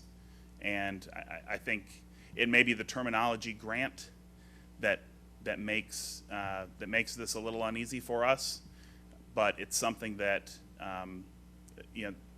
the reality is, given the state's financial position, it's difficult to have much confidence in relying on things that are termed grants. So what we are trying to do is continuing to stay on top of it. I know Ms. Bonnet and Mr. Kleppel and Dr. Wiegand and several others, we've met with our local legislators, as well as the sponsor of the bill, who's not local, but who came to Champaign to meet with us and talk through how we can best get comfortable with what is presented in this legislation, given the large disparity with the grants. And I've got a couple charts that I think illustrate this pretty well. So what you have on the left, the bar on the left is what districts received in state funding in the baseline year, and then what districts would receive under the new primary state aid formula if the grants were not funded. Again, if the grants were funded, our two lines would be even. If the grants are not funded, we go from receiving approximately $13.3 million to approximately $1.5 million annually through the general state aid formula. This is something, again, you don't see, while other districts, are impacted, and some districts actually receive additional money under the new formula, even if the grants aren't funded. We are not one of those districts. And when you look at comparison districts for the county or for other downstate districts, again, you can see some of the disparity between, if you look at Normal Unit 5, they also would lose a significant amount of state funding, but many of the other districts who already receive a significant amount of state funding would either remain level or receive additional dollars due to the changes in the formula. To put some numbers to that, again, this is back to county districts, we would be looking at about $166 per student under the primary state aid formula, whereas other districts would be looking at $2,000, $4,000, $7,000 per student. And again, looking at downstate districts, we see the same thing. So what we have found, and in reviewing the legislation and talking with legislators, have just found ourselves to be in a very unique position in that we have a strong property tax base with a community that has a very diverse set of needs in its student population, and so we kind of get hit from both sides. And so we are continuing to, of course, watch this very closely, advocate really for the adequacy issue to be addressed before the reallocation issue gets addressed, because that's something that Vision 2020 is pushing, and some of the other initiatives, to make sure that districts are receiving the money that they should be receiving before we start changing who is receiving how much. I will go through some of the rest of this pretty quickly. The pension cost shift, we have talked about this. The bill that's currently sitting has basically shifts the state's entire contribution for pensions onto local school districts, changes the funding goal to 100%, which I'm confident that will change, and also makes changes to the state funding formula. As you can see, all the different pieces of legislation have some component of the state funding formula in them, so something will happen. We are pretty confident. Exactly what that's going to look like, is still something that we're tracking. The on behalf payments, this is what our auditors have put together as an estimate of what that means for our district. That's about $18 million. And so what has been discussed is the importance of a phased-in approach if districts are going to have to absorb that kind of a change. And so certainly as it may be that the cost shift becomes more palatable to legislators, we will have to work with them on figuring out the best way to phase this in, if that is something that were to come. Federal revenues are pretty standard. We have title grants that we receive. Title I is for what the federal government terms disadvantaged low-income students. Title II being teacher and principal quality, that's focused more on improvement in instruction, and then limited English proficient students dealing primarily with district's ESL and bilingual populations, and instruction for those students. The other that we receive is reimbursements on the Build America bonds that were issued as part of the district's 2010 bond issue. Sequestration resulted in the district not receiving the full reimbursements that were originally intended, and so we have had some money that we have not been able to capture as a result, and so that will have some impact on some of the Fund 61 projects, which is the capital improvement plan, as well as our ability to access the 1% sales tax revenues in the future, which we can do. We could do to some degree early in the 2020s.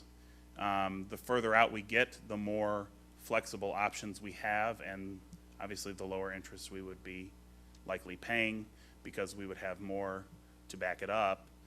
But those are all conversations that as we may need to have, we can discuss further in the future. So again, watching the legislative developments very closely, as well as local development and assessment trends and how that will impact local property taxes, because they are our largest source of revenue. Continuing to advocate at the state level for allocation of adequate funds prior to engaging in reallocation, and budgeting very cautiously so that as significant changes may come to the revenue that the district receives, primarily at the state level, we are prepared to, as best prepared as we can be, to handle those changes.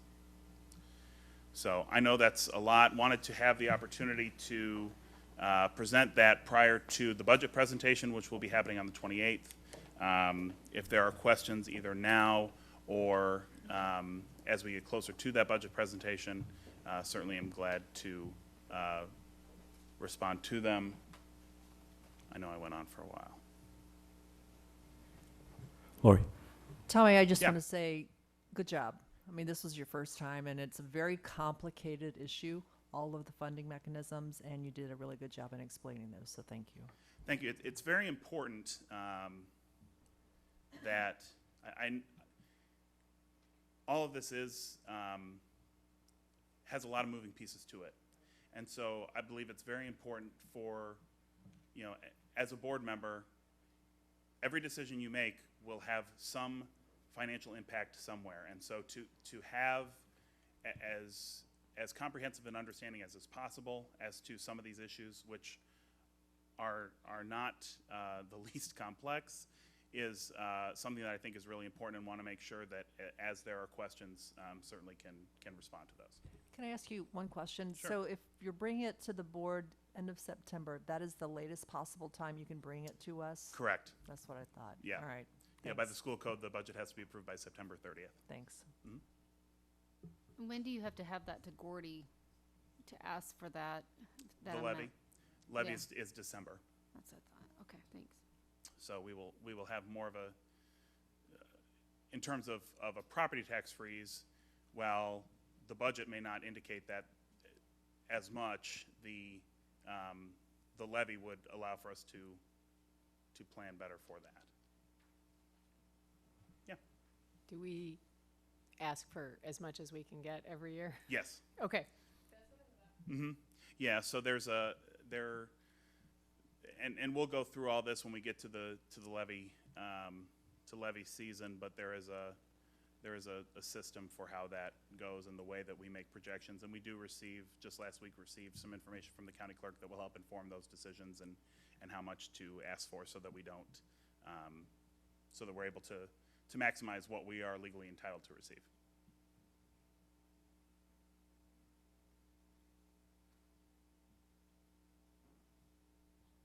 Ms. Richards, Kathy. Gets to this time, we're on a first name basis. Thank you. I'm sure we'll reserve the right to ask you questions. Yep, And absolutely. keep asking you probably the same questions, and we appreciate your patience. No worries.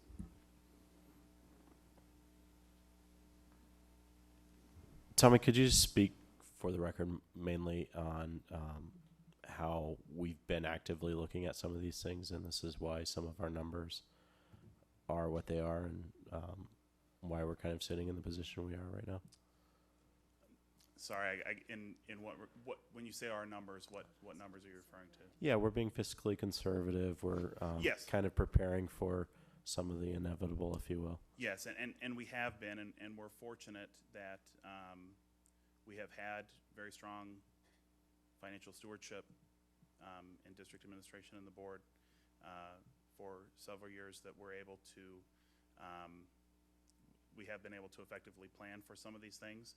And quite frankly, because we are more reliant on local property taxes, which do not fluctuate as much, comparative to other districts, our ability to come through some of those things will be relatively strong, given the position that we're in right now. And so that's something that's a testament to previous boards and administration who have worked to put the district in the position to be able to continue to provide the services that the community expects to be provided for the students of this district without being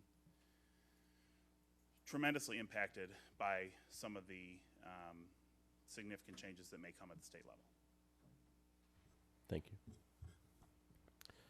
Any further questions, comments? Seeing as there are none, we will move along. Did you cover F in that?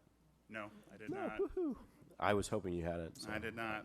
Was afraid I had missed different it. legislation.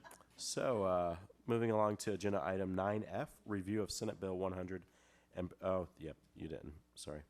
Senate Bill 100 and proactive district discipline and intervention programs.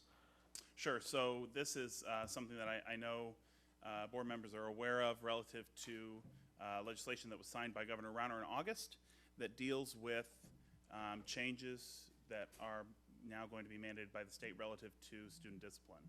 And so wanted to take the opportunity to discuss what some of those changes will be, as well as have the opportunity to just not showcase, but review what several of the programs, interventions, and initiatives that the district has in place that already address many of the issues that this legislation is looking to tackle. So, again, passed by the General Assembly in May and signed by Governor Rauner in August.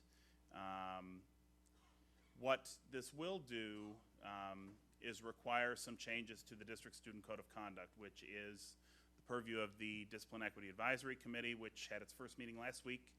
And we went through some of this with them, and there will be an increased effort and participation from members of the Discipline Equity Advisory Committee this year to see that, in addition to the work that is typically done by that committee, that the requirements of Senate Bill 100 will also be managed as this will go into effect for the beginning of the 16-17 school year. So for student expulsions, the legislation provides an expulsion may be used only if other appropriate and available behavioral and disciplinary interventions have been exhausted, and the student's continuing presence would either pose a threat to school safety or substantially disrupt, impede, or interfere with the operation of the school.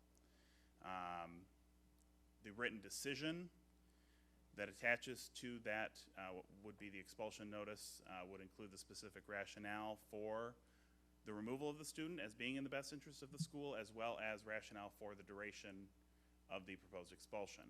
And then within that decision, it would be documented whether other interventions were attempted or whether it was determined that there were no other appropriate or available interventions, depending on the circumstances of the specific matter that led to the expulsion. For suspensions, out-of-school suspensions at 3 days or less can be used only if the student's continuing presence would pose a threat to school safety or a disruption to other students' learning opportunities. Some of these, as we're going through this, we're going to be working with DEA committee to help define what some of these terms will mean, and we'll be looking to other districts, other professional organizations that we are members of that will be providing some guidance in this regard. So exactly what some of that means has yet to be determined, but will be, and those changes will come to the board in the form of policy changes as well as changes to the student code of conduct that's approved at the beginning of each summer. Out-of-school suspensions for 4 days or more, the standard is generally the same as for expulsions, again, depending on the nature of the offense. Same thing, requiring documentation of whether other interventions were attempted or were available, and that during the term of suspensions, appropriate support services that can be documented and available should be during the suspension, pretty much is the definition of our actions program that is already in place. And I think one of the conversations that Mr. Thomas and I have had already is how we believe we're going to be inundated with this new legislation, with people wanting to know more about our actions program and how we are implementing some of those different pieces. Some of the other just miscellaneous portions. Written decision for suspension for gross disobedience or misconduct will have some specific requirements in terms of the written suspension notice. And then several of the other kind of miscellaneous provisions deal with things that the district is already engaged in. Developing memorandum of understanding with local law enforcement, we have that. Prohibited from maintaining zero tolerance policies. We do not have zero tolerance policies in the sense that zero tolerance means no mitigation, no context, no circumstance is considered. And then providing professional development on classroom management and culturally responsive discipline are things that have been hallmarks of the district's professional development curriculum for quite some time. So very quickly, I just have a list of some of the different discipline and intervention programs and initiatives that we have in place that address some of the things that this legislation is intending to generate in other districts. So between Actions, our work with the Community Coalition, CRE Initiative, Lead for Life, which we just approved last month, the district's expansive mentoring programs, Novak Academy and some of the opportunities that that provides for alternative outlets and setups programming for students. Operation Hope Junior, which was just approved. PBF, PBIS, our RTI models, restorative justice. We heard a little bit about that earlier in the meeting. Some school-based initiatives. This happens primarily at the elementary level with specific clubs that that administration has worked to set up to target, not target's the wrong word, to see that students who are in need of support are seeing that support. Social justice seminars, professional development for substitutes, SYEP, TAP-IN, TCI and the de-escalation strategies and conflict strategies that are associated with TCI, the TISAs that we've talked about, our work with the Youth Assessment Center in cooperation with RPC, Champaign Police, as well as a new initiative that was put into place last year. We had people trained in youth mental health first aid. So just next steps in planning for implementation for the start of the next school year. Be again working with DEA on changes to the code of conduct as well as policy development as we move forward to address the requirements of the legislation. That's all I have. Thank you, Tommy, for that tantalizing report. And Wait. Can I just say something?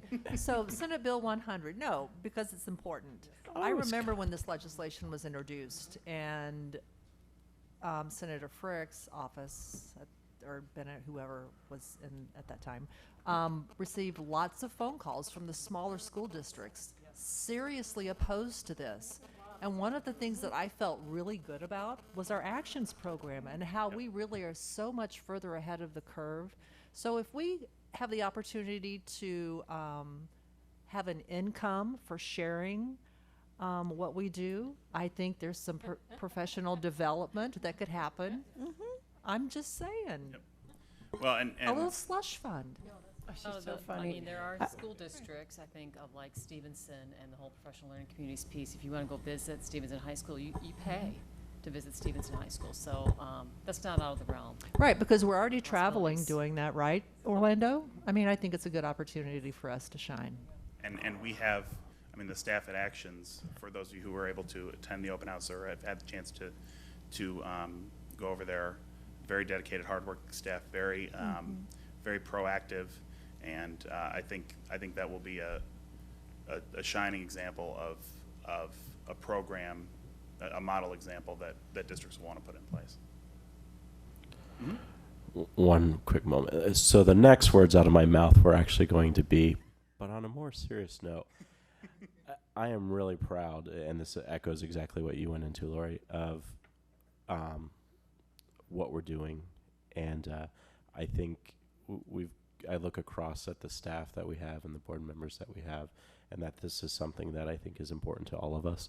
And so kind of the challenge to all of us is to continue to push that bar higher and higher and really be leaders in what we're doing here and being a beacon of how to do it right. So kudos to everyone and all of us. Lynn? I have a question, and you may not have an answer to this. That's okay. But as I watch your presentation, when we get to the point where we're in a position where children are being suspended out of school, we're offering parents the Actions program, and some of them are declining it for whatever reason they have. If they decline that in the future, how does that impact our compliance with SB 100? Because we've made the offer and they've chosen not to follow through. Sure, the requirements are that those supports are available.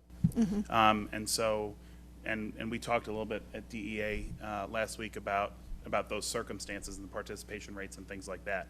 And the important thing is that those services are available and that people are aware of them.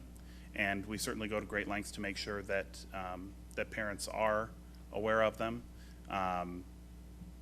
So we would remain in compliance doing what we do right now. Okay, so as long as we can document the parent's refusal, we're okay.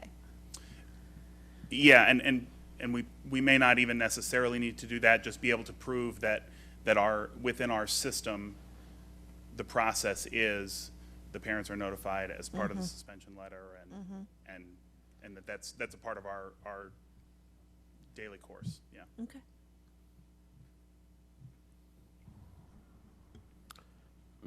Kathy. Yes, I did have a chance to go to the Actions open house this morning. It was hard to shut me up there because I had questions and they had answers, and it was all very interesting. And I gather they're going to be presenting to us on the 28th. They seem to think anyway that I'll they're make it going to happen. be reporting to the board, which will be great whenever it is that they come, and whether it's the 28th or whenever. One area that we talked about that we want to hear more about, they explained to us the reason. I'd been wanting to ask ever since I got on the board about why is there this 3 and out, how come you can't go back to Actions after 3 suspensions? And they explained that, if we kept trying the same thing and it's not working, you need to try something else. And they agreed that the next step is figuring out what that something else is. Is that going to get tied up in Yeah, and I think discussions? this will accelerate that process for not only our district, but I think it will be more profound in other districts, but certainly will in our district as well. The concept of progressive discipline will change somewhat. And so how exactly does that look in terms of, where once a student has either committed the same offense several times or, is progressing down a path that we don't want, what is the best mechanism for solving that if the other interventions aren't working? Right. Or aren't being taken advantage of? Well, I'm looking forward to hearing what ideas they have because they're so full of good ideas over there. So. Yep. Thank you, Tommy. Okay. All right, so moving along to agenda item 9, what will now be G, that we pulled from the consent agenda, the Harvard property. And I'll turn it back to you, Tommy. Sure. So we have, administration is bringing forward to the board tonight, contract for approval for residential sales contract for property at 714 West Harvard. That property is located, borders the Franklin Middle School property, and as part of the district's discussions last year involving property in that area, we were in contact with several property owners who had expressed an interest in selling their property when it was time, and so we have been in discussions with the owners of this property for some time now, and this is you have before you the contract that we're set to are seeking approval of tonight to proceed with acquisition of the property at 714 West Harvard. Thank you, Tommy. I need a motion to approve. So moved. Second. Bonnet Shannon. Questions? So I don't have a question, Chris. I just, as we talk about having an open conversation, dialogue in front of the public, whenever we go to spend money on property, I think it's going to always be important for us to include the public in that conversation. So if we could, in the future, have these purchases as an item instead of on the consent agenda, I personally would feel better about that being more open, because sometimes the consent agenda could just get rushed through. Absolutely. Lynn? Okay, given that we've been informed by the ROE that we could not use this property for student instructional purposes unless we engaged in significant upgrades to the property, which would be very expensive, If we're trying to figure out what we want to do with this property, and if we're thinking we may want to rent it, I think it would be very important for us to talk to Carol Baker over in Urbana. Urbana has been purchasing properties specifically along Washington Street for the expansion of Urbana High School. And given the large number of new rental properties that are coming online in this city this year and next, close to 1,000 beds total, I think we need to have a discussion of what kind of costs go into having a rental. It's not all profit. It could wind up being very expensive.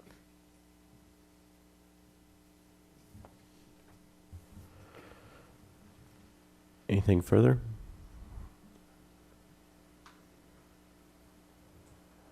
Tammy, please call roll. Ms. Bonnet? Yes. Ms. Shannon? Yes. Ms. Armstrong? Yes. Mr. Buckle? Yes. Ms. Richards? Yes. Ms. Stuckey? No. Mr. Westfield? Yes. Motion passes 6-1. Sorry. 6-1. Alrighty, that moves us along to agenda item 10, our consent agenda. And so first I need a motion to approve the consent agenda. So moved. Second. You know what? And would you please give it to Mr. Westfield? I was going to ask, Would you? actually. Yes, please. I'd like to give the motion to Westfield and the second to Lori Shannon. can have it. She got it out. Oh, sorry, Richards. Mixing my Kathy's up. So as I've been doing in the past, and it kind of continued doing, I'm going to run through the items that we're approving in the consent agenda for the public. 10B is a resolution authorizing sale of a used harp. Not a golden harp, I'm That's assuming. correct. Okay. You are reading that correctly, yes. 10C is human resources changes. Ken, pretty standard. Variety of appointments. And Just say yes. Usually. 10D is a bills and treasurers report. If we're going to run this thing, we need to pay the bills. Yep. That's how we do it in the trades unions. We got to pay the bills. 10F. Guys, we're going to approve the minutes from August 10, August 24, highlighting some brilliant work by Tammy Sowers. Yes, excellent.